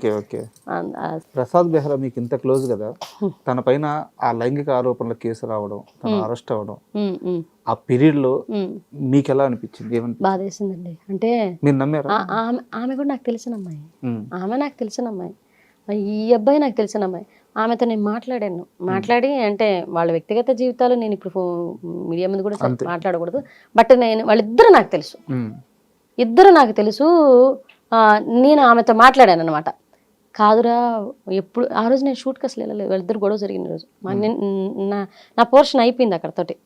ఆ సిరీస్లో నేను ఉన్నాను, ఆ ముందు సిరీస్లోనే ఆ సిరీస్లోనే నేను ఉన్నాను, నాది అయిపోయింది, నేను వచ్చేసాను. ముందు తర్వాత వాళ్ళు చెప్పాడు, సో ప్రసాద్ బెహ్రాకి తనకి హీరోయిన్కి గొడవ జరిగింది, ఆమె కేసు పెట్టింది. అదేంట్రా కేసు పెట్టడం? నేను వెంటనే అమ్మాయికి మెసేజ్ చేసి కాల్ చేస్తే ఎత్తలే, మెసేజ్ చేశాను. అది కాదురా ఏం జరిగింది, నువ్వు కేసు పెట్టడం ఏంటంటే నీకు సంబంధం లేని విషయం అక్క ఇది అని, నీకు సంబంధం లేని విషయం అని. మనకు ఏం జరుగుతుందో పడేదాన్ని నాకే తెలుస్తుంది అని అంట. మనోడు ఎడుంటే కదా. నాకు ఒకటే, వాడు షార్ట్ టెంపర్ తప్పితే, షార్ట్ టెంపర్ అదొక్కటే తప్పితే ఇమ్మీడియట్గా కోప్పడతాడు, ఇమ్మీడియట్గా మళ్ళీ తగ్గి మాట్లాడతాడు. ఎవరినైతే కోప్పడతాడో మళ్ళీ వాడికి క్షమాపణ చెప్తాడు. ఎవరినై వాడు స్ట్రగుల్లో ఉన్నప్పుడు, వాడు స్కిట్లు రాసేటప్పుడు ఎవరన్నా వచ్చి మాట్లాడుతాడే జరగడే రాస్తుంటే ఏంట్రా మీ గొడవ అంటాడు. వెంటనే రే రాస్తున్నారా ప్లీజ్ రాగండ్రా ఇంట్లో అంటే. ఇప్పుడు అది తప్పితే వాడి దగ్గర చూసిన నెగిటివ్ పాయింట్ ఏం లేదండి. మీరు మాట్లాడారా తను స్టేషన్కి వెళ్ళిన సమయంలో లేకపోతే తిరిగి వచ్చిన సమయంలో? నేను నాకు ఏం ఇరుక్కుంది ఈ కేసు, నేను ఏం మాట్లాడాలా, నాకు ఏం మాట్లాడాలో అర్థం కాల. ఫస్ట్ ఆఫ్ ఆల్ నేను పోలీస్ స్టేషన్ దాకా వెళ్ళాల. అప్పటికి 2 channels, TV channels, Sakshi and TV9 దగ్గర నుంచి నాకు 2 టీవీ ఛానల్స్ దగ్గర నుంచి కాల్ వచ్చింది.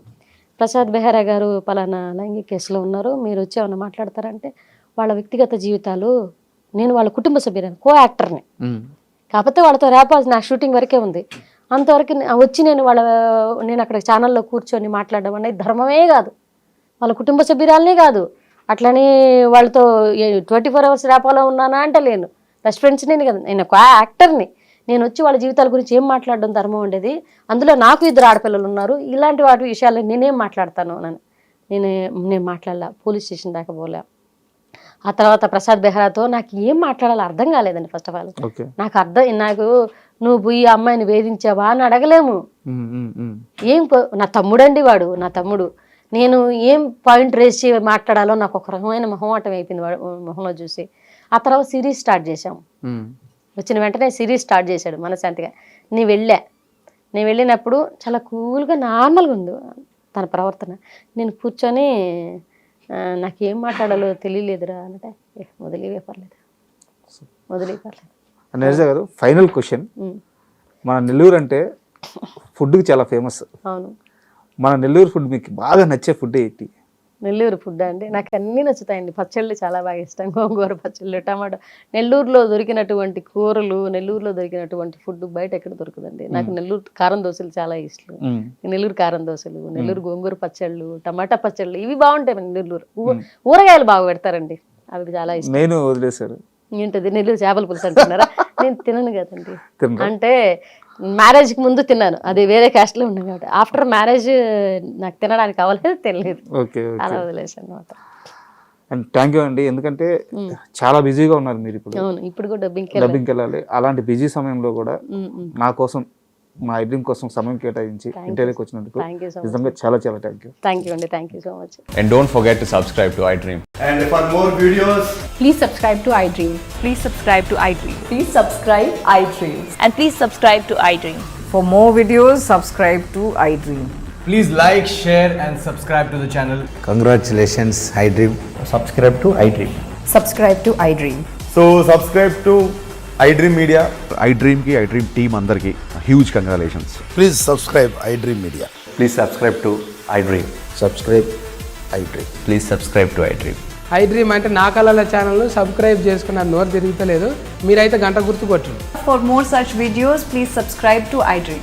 Subscribe to iDream. Please subscribe to iDream. Please subscribe iDream Media. Please do subscribe to iDream. Please subscribe to iDream Media. For best entertainment and information, please subscribe iDream.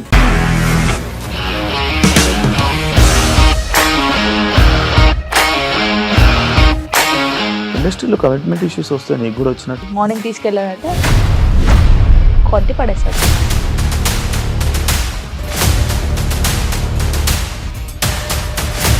ఒక్కళ్ళు కూడా చూడలేదు ఈ cinema అని చెప్పడానికి కూడా చాలా ధైర్యం కావాలి. అది నిజం కదా, దాంట్లో ధైర్యం ఏంటి? నెక్స్ట్ డే ప్లేట్ మార్చేస్తే తప్పు కదా. As of now we are comfortable this అని నేను అనుకుంటున్నాను. రష్మిక గారిది మీది ఒకే ఊరు అంట కదా?